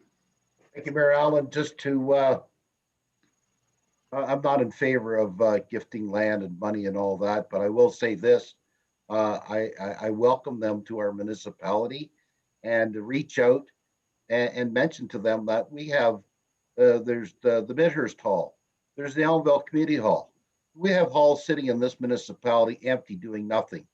Why couldn't we rent that out to them and let them use it for now and see where they go? And again, we've got halls sitting empty. They could use one of them. So I just want to throw that out there. Councillor Moore. Thank you, Mayor Allen. Through you to Coordinator Dean. Just curious, when I read through the letter from the EMA that it states they have a memorandum of understanding with the county outlining their fundraising responsibilities. I'm just curious, what exactly are those fundraising responsibilities that would satisfy the county? What would they be then getting from the county for fulfilling that responsibility? Coordinator Dean. Through you, Mayor Allen, through to Councillor Moore. So they did not specifically give us the details of the fundraising responsibilities. I know they did apply for the ICIP, the infrastructure grant. So they did apply for granting. I do not believe they were successful in the first step of the process, but they are going to continue to apply for different grants and different funds. And our committee members, I believe, did say that they were working through other federal and provincial granting, as well as possibly funding from the county for this project. So I believe it is all still up in the air, and there's no committed funding dollars right now for it. Follow on. Thank you. Could I just suggest then that we just defer this? It's a bit premature then, and wait and see how successful they are working with the county and those other fundraising approaches. Okay. Think of an amendment then, potentially wording Clerk Ainsworth, and I'll go to Deputy Mayor Coughlin, then Councillor Cabral. Thank you, Marilyn. And I would support the intent of that, and that the resolution before us, the recommendation, has 2 paragraphs. And if we just simply receive the report rather than moving forward with the endorsement at this time. But doing that doesn't give any direction to the Cultural Advisory Committee with respect to this. Sorry, and maybe I've misinterpreted the understanding, but the objective or the wording within the report is that the communication continue, and that there was no direction in that. Just said that they continue to study a possibility. Okay, so if we took out that second paragraph, then they wouldn't be tasked with doing anything further. Councillor Cabral. Thank you, Mayor Allen. I echo Deputy Mayor's comments. They were the comments I was going to suggest, was to remove the second paragraph. The information I have already indicates that someone's already willing to give them the land. That seems like a pretty big give to me. I think taking it out and simply receiving the report and taking no further action, or asking the Cultural Committee to take any further action, would be appropriate. Okay, so we have a mover and seconder for that amendment. Deputy Mayor Coughlin, Councillor Cabral, Clerk Ainsworth, did you want to add anything before removal of the second paragraph? Thank you. No, I was going to clarify that, as it was Councillor Moore who had proposed it, but it turned out differently. But if it's moved by Deputy Mayor Coughlin and seconded by Councillor Cabral, that takes care of that. Okay, that the report from the Recreation and Special Events Coordinator regarding the Ethnic Mosaic Alliance report dated Feb 3rd, 2021 be received. All those in favor? That is carried. And I believe we're through the action reports. So we're moving on to information reports. 10.1, mover and seconder to get those on the floor. Councillor Cabral, Councillor Ma. Are there any questions or desire to pull either any of items 1 through 5? Councillor Hanna? I have a question on 10.4, please. Bylaw activity? Okay, anybody else? Mayor Allen, just a question with respect to item number 3, and kudos to staff on the drinking water reports. Yes, item number 3, okay. So item number 3, we'll start numerical order. Freedom of Information request. Councillor Cabral. Thank you, Mayor Allen, through, whoops. Yes, thank you, Mayor Allen, through you. I just was looking at the numbers, and I was curious to know of the FOI reports wherein payment is not made or not made in full. And the fact that some were abandoned, and it seemed that they would be abandoned partway through, I was wondering whether or not some of these abandonments and failure to pay were based on the fact that it was starting to increase in cost and people just walked away from it and therefore left us hanging and not being compensated for our work. That was number 1. And I was wondering if there was any way to fulfill the Freedom of Information requests with some form of a deposit fee for a minimum number of hours along with the application fee, or if that is regulated by legislation and can't be done. So 2 questions. Deputy Clerk Helmke. Thank you, Mayor Allen, through you to Councillor Cabral. Without going into specifics regarding each FOI request, I do believe a lot of them are abandoned because there might be a fee structure that they're not willing to pay because the information might not be that important to them, or they don't realize that there is search time related, even though we do advise that in our acknowledgement letter of their FOI request. In your second part to your question, under MFIPA, we're legislated that we can't ask for a fee up front other than the $5 application fee. However, if our search time and our redaction of the records is going to be over $100, we can ask for 50% of the fee kind of up front before we continue with the redaction and further search of records. Okay. But to be honest with you, much of the work is done at that point, because when you do a fee estimate, you can't go back to the requester and say, well, we've added additional time. You have to be pretty strong with the fee estimate that you've provided. Thank you. I'll remind council, we made a delegation with respect to this last AMO in 2020, last AMO conference. It also came up at Roma most recently. So there is pressure to change the legislation with respect to this, but it is slow moving. Deputy Mayor Coughlin. Thank you, Marilyn. And I may be having the county and the municipality confused at this point, but the initiative taken through Clearview, is there an update on that initiative? Describe that initiative. It was brought forward, and maybe Deputy Clerk Helmke can assist me, but I believe it was the clerk from Clearview, I believe, was heading it, and it was an initiative to basically reestablish the parameters of this. And I know that Remera has increased their fee, and Oro Medonte, I believe, had come up with their own bylaw to try and maneuver some of the frivolous accusations through this. So I was just curious if there's any update maybe that Clerk Helmke may be aware of from Clearview as to whether the initiatives or the steps that they're taking to revamp the FOI process within our neighboring municipality. Deputy Clerk. Thank you, Mayor Allen, through you to Deputy Mayor Coughlin.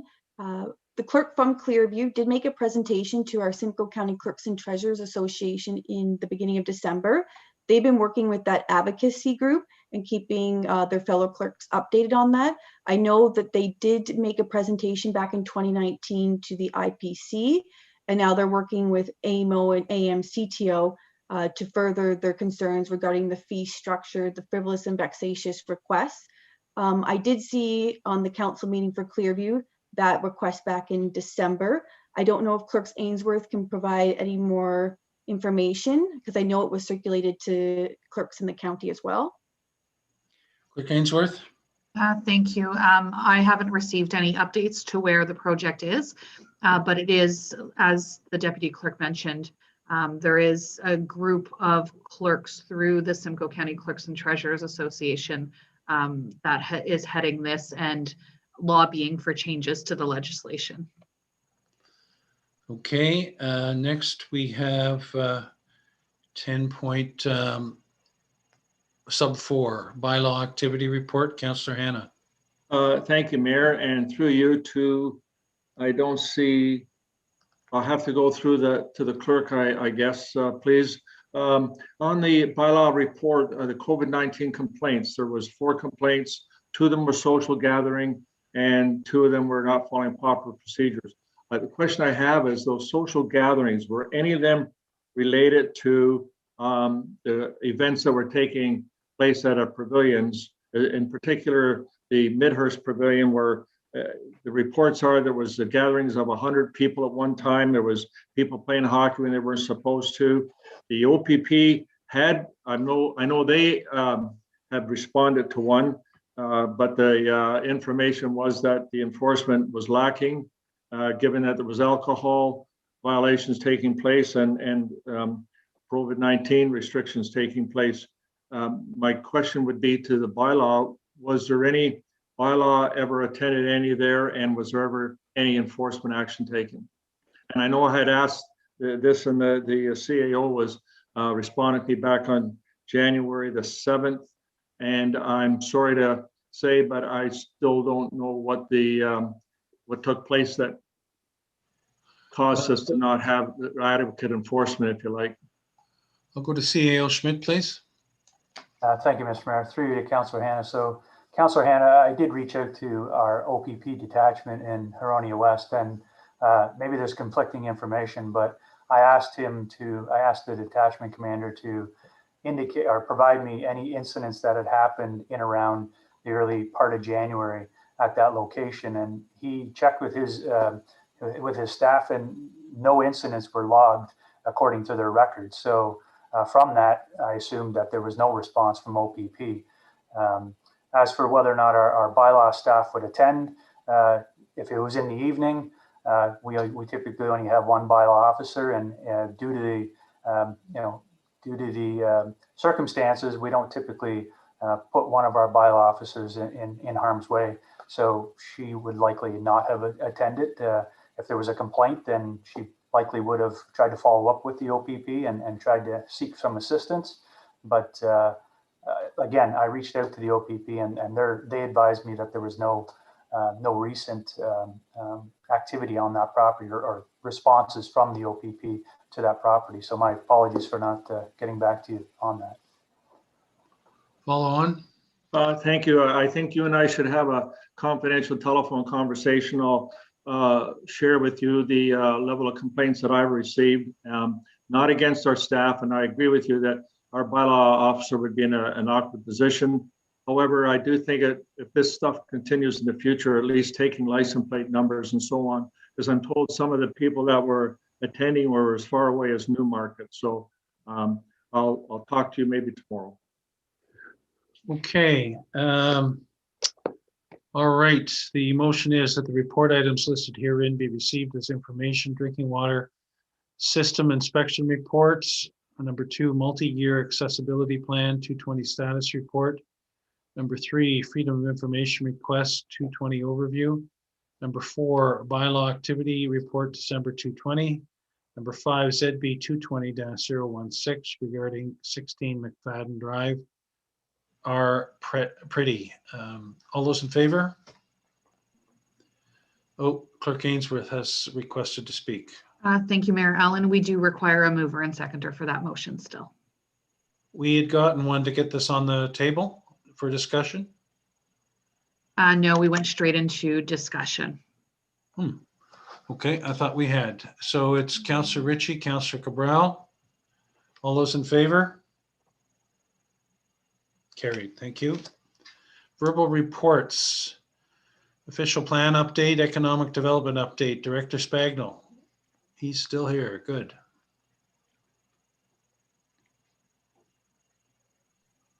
Thank you, Mayor Allen. Yes, I am still here. The only update I have is with respect to the official plan review. Staff is tentatively scheduling stakeholders meetings to occur regarding the official plan review on Tuesday, February the 23rd. There will be 2 stakeholders meetings. One will include agency and advisory committee members in the afternoon. And then in the evening, there will be a stakeholder meeting, which will include interested stakeholders, which would be residents, any property owners, and planning consultants and whatnot that are representing interests of their clients. The times are set tentatively for 2 p.m. for the first session and then 6 p.m. for the second session. Staff is working to prepare and send out invitations to individuals and stakeholders who have identified an interest in the project. This will be an opportunity for WSP to go over the draft background reports that were reviewed in front of council in December, to open the line of communications and start receiving comments on the draft reports. Those same reports will also be posted on the internet, on the township's website, specifically the official plan review website. And that will be the initiation of the public consultation with respect to those reports. Staff will be sending out a communication to council with the details. With that in mind, councils can observe and listen in on the comments, And then future comments and future discussion will ensue when the reports are brought back to council for consideration and endorsement. I'm available to answer any questions that you might have. So you said on the 23rd of February, what times again? The first session for the public agencies, including advisory committees of the municipality, we have it tentatively scheduled for 2 p.m. Right. And then the evening session will commence tentatively at 6 p.m. And that would be devoted towards residents, stakeholders, planning consultants, and property owners who have identified an interest.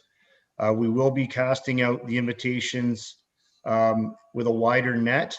So we will be including these sessions on the link on the township website, along with extending those invitations out to people through email and the choice of notification that they indicated when going through the process. And this will be in Springwater Link as well? Correct. Yes, sir. Okay, questions, comments? All right, thank you, Director Spagno. Moving on to Midhurst Development Update and COVID Update, CEO Schmidt. Thank you, Mr. Mayor. So just a quick update on both. So council will recall that the stage 2 subdivision agreement for mixed subdivision was approved by council back in December. So the contractor has mobilized on site and is in the process of commencing site works on that property. In addition to that, the sales office area, which is towards the vicinity of Carson Road and the unopened road allowance for Ann Street, that area has been cleared and grading of the site area is underway right now.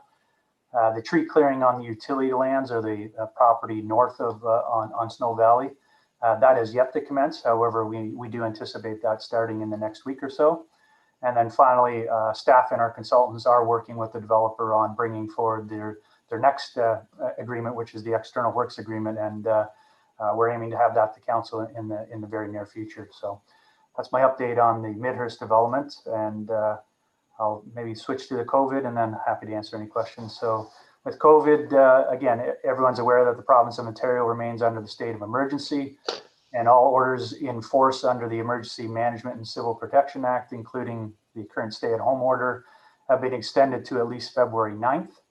I heard this evening, some members of council discussing this, so not new news for you, but for others, the Minister of Education, along with the Chief Medical Officer of Health for the province, announced that elementary and secondary schools students in Simcoe Muskoka will be able to return to in-person learning as of this Monday, so Monday, February 8th. And they're essentially Toronto, Peel, and York. Unfortunately, they won't be returning until Tuesday, February 16th, so the day after Family Day. Further to that, the health unit did report earlier today that the number of COVID-19 variant cases has nearly doubled, so increasing to almost 90 diagnoses now, with an additional 57 possible cases. So still obviously cause for concern. So to date, Springwater has had 157 confirmed cases of COVID, of which 125 have now recovered. And there was the one individual that unfortunately passed. And Mr. Mayor, that concludes my brief update for this evening. And again, happy to answer any questions council may have. Questions, council? Okay. County updates. Deputy Mayor Coughlin. Thank you, Marilyn. Through you, we did have our service delivery update, meeting with the county group, which was formed by, as you'll recall, the regional review. So county council was split into two groups, one being governance and one being service delivery. These groups are politically led, not direction of staff. So the service group is looking into things like regional fire, stormwater management services being county-wide, library services being county-wide, and finding efficiencies throughout the county. So as you can imagine, this group being stemmed from our northern, or I guess from all ends of the county, the discussions have moved, and we have gone out for third party on some of the initiatives to see if there would be efficiencies within the county. There hasn't been any report brought back for recommendation of the committee at this point, but there is chatter or talk that the county or county staff is trying to create regional fire services and regional services at that level. But at this point, it is preliminary, it is in discussions, and it is with the subcommittee, to which then if there is a recommendation from that subcommittee, it would have to go to council, but there hasn't been any recommendations from this committee thus far.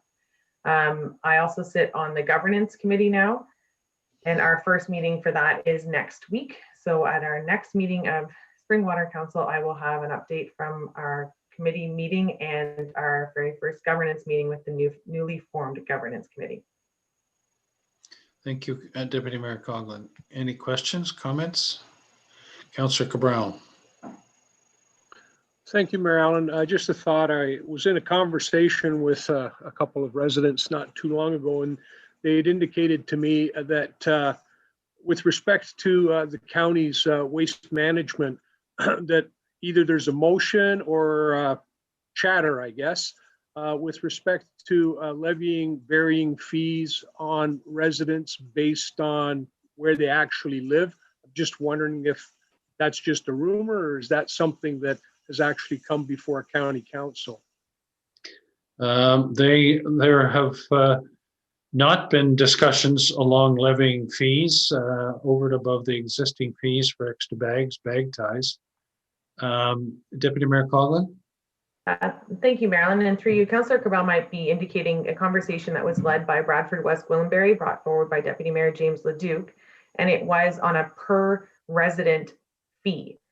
So they were suggesting that the more urban areas of the county, it would be more economical for the residents of those urban areas to have a fee, and they broke it down to the costs associated per household, not to be a county-wide service. So there was a discussion at the county on the county floor, in the county Zoom floor, but there was no motion brought forward, nor was there any discussion further to that. The service delivery group is not contemplating garbage or solid waste management as part of that in that discussion, but it does seem to come up pretty much every meeting. So that, I think, was just a discussion brought forward by one member, and it was no more than a discussion. Okay, thank you. Thank you, appreciate that. Municipal updates. Anybody have any municipal updates? Okay, I don't see any. Moving on to item 12, notices of motion. Are there any notices of motion? Councillor Ritchie? Mayor Allen. Been working on this for a while. Be it resolved that Springwater Council finds it both prudent and appropriate to undertake an efficiency and service delivery audit to examine and assess Springwater Township's overall operations, including but not limited to service standards, service delivery, administration and structure, governing policies and procedures, equipment and resources. Further, that the purpose of the efficiency and service delivery audit is to provide a broad assessment of operational performance and identify potential areas for improvement and realize any potential efficiencies that may be gained, and further, that an efficiency and service delivery audit committee be struck to include 3 members of council, the Director of Finance and the Director of Human Resources, for the purpose of developing the terms of reference and scope of the efficiency and service delivery audit, and to draft and prepare a request for proposal to be included in the committee's report and recommendation for presentation to council for council's consideration and approval. Thank you. Any other notices of motion? Is that a Deputy Mayor Coughlin? Thank you, Marilyn, and I apologize for not having a script prepared, but it does stem from I guess it could have been a community update, but I think that our council has been hearing lots of I guess complaints or questions from residents regarding our outdoor rinks and the policies for 2021. I'm curious if, no, actually this would be a notice of motion to bring forward that council adopt a policy moving forward that's consistent with our community recreation associations so that our residents understand or are made aware of what this council's, I guess, plan is for our outdoor ice rinks, being that, you know, some of our communities are hoping to reopen them, requesting that they be staffed. And I think that with only a certain, I mean, the groundhog is predicting an early spring. So I think that we just need to get a handle on what our council's goal or initiative it is for our outdoor ice rinks so that we can just provide some clarity to our residents moving forward. Okay, any other notices of motion? Moving on to items for future consideration. Any items for future consideration? Councillor Hannah? Thank you. I don't know if I need to make the motion or not, but going back to our conversations at previous council meetings where it was unanimous vote of council to generate correspondence for the mayor and deputy mayor to present at the Roma conference to do with the provincial code of conduct. Also in that motion, it included direction, to my recollection anyway, that we would send it out to the other provincial 444 municipalities. And so my question is, if that hasn't been sent out and that's not part of the original motion, should I be making a motion tonight? I guess I have to go through you, Mayor, to the clerk to find out. I have to make a motion tonight to have that correspondence sent out to all municipalities. Thank you. Clerk Ainsworth? Thank you, Mayor Allen, through you to Councillor Hannah. That was part of the motion when it came forward in the fall and has been sent out to all of the municipalities. Well, thank you. So when that gets sent out, will we see correspondence to show that it had been sent out? I'm not suggesting that it won't be sent out or has been sent out, but I don't remember seeing anything. That's why I was asking. If I may clarify, Clerk Ainsworth, you're referring to the motion that was sent out. I'm wondering if Councillor Hannah is referring to any follow-up letters resulting from the delegation. What's you referring to, Councillor Hannah? Yes, Mayor, I'm referring to the delegation motion that was provided for you to present you and I guess the clerk or the deputy clerk, I should say, okay, or the council. I don't know. So those letters are in the process of being drafted and finalized. Clerk Ainsworth, was there a motion with respect to those letters, sending them out to, well, there wasn't any motion related to those letters, was there? No, thank you, Mayor Allen, through you to council. The only motion that has come forward regarding this is back in November when council was provided with a report outlining what the submissions for the Roma delegations would be. In addition to that, Councillor Hannah had requested an additional delegation regarding codes of conduct. That is the only motion or direction received regarding the Roma delegations.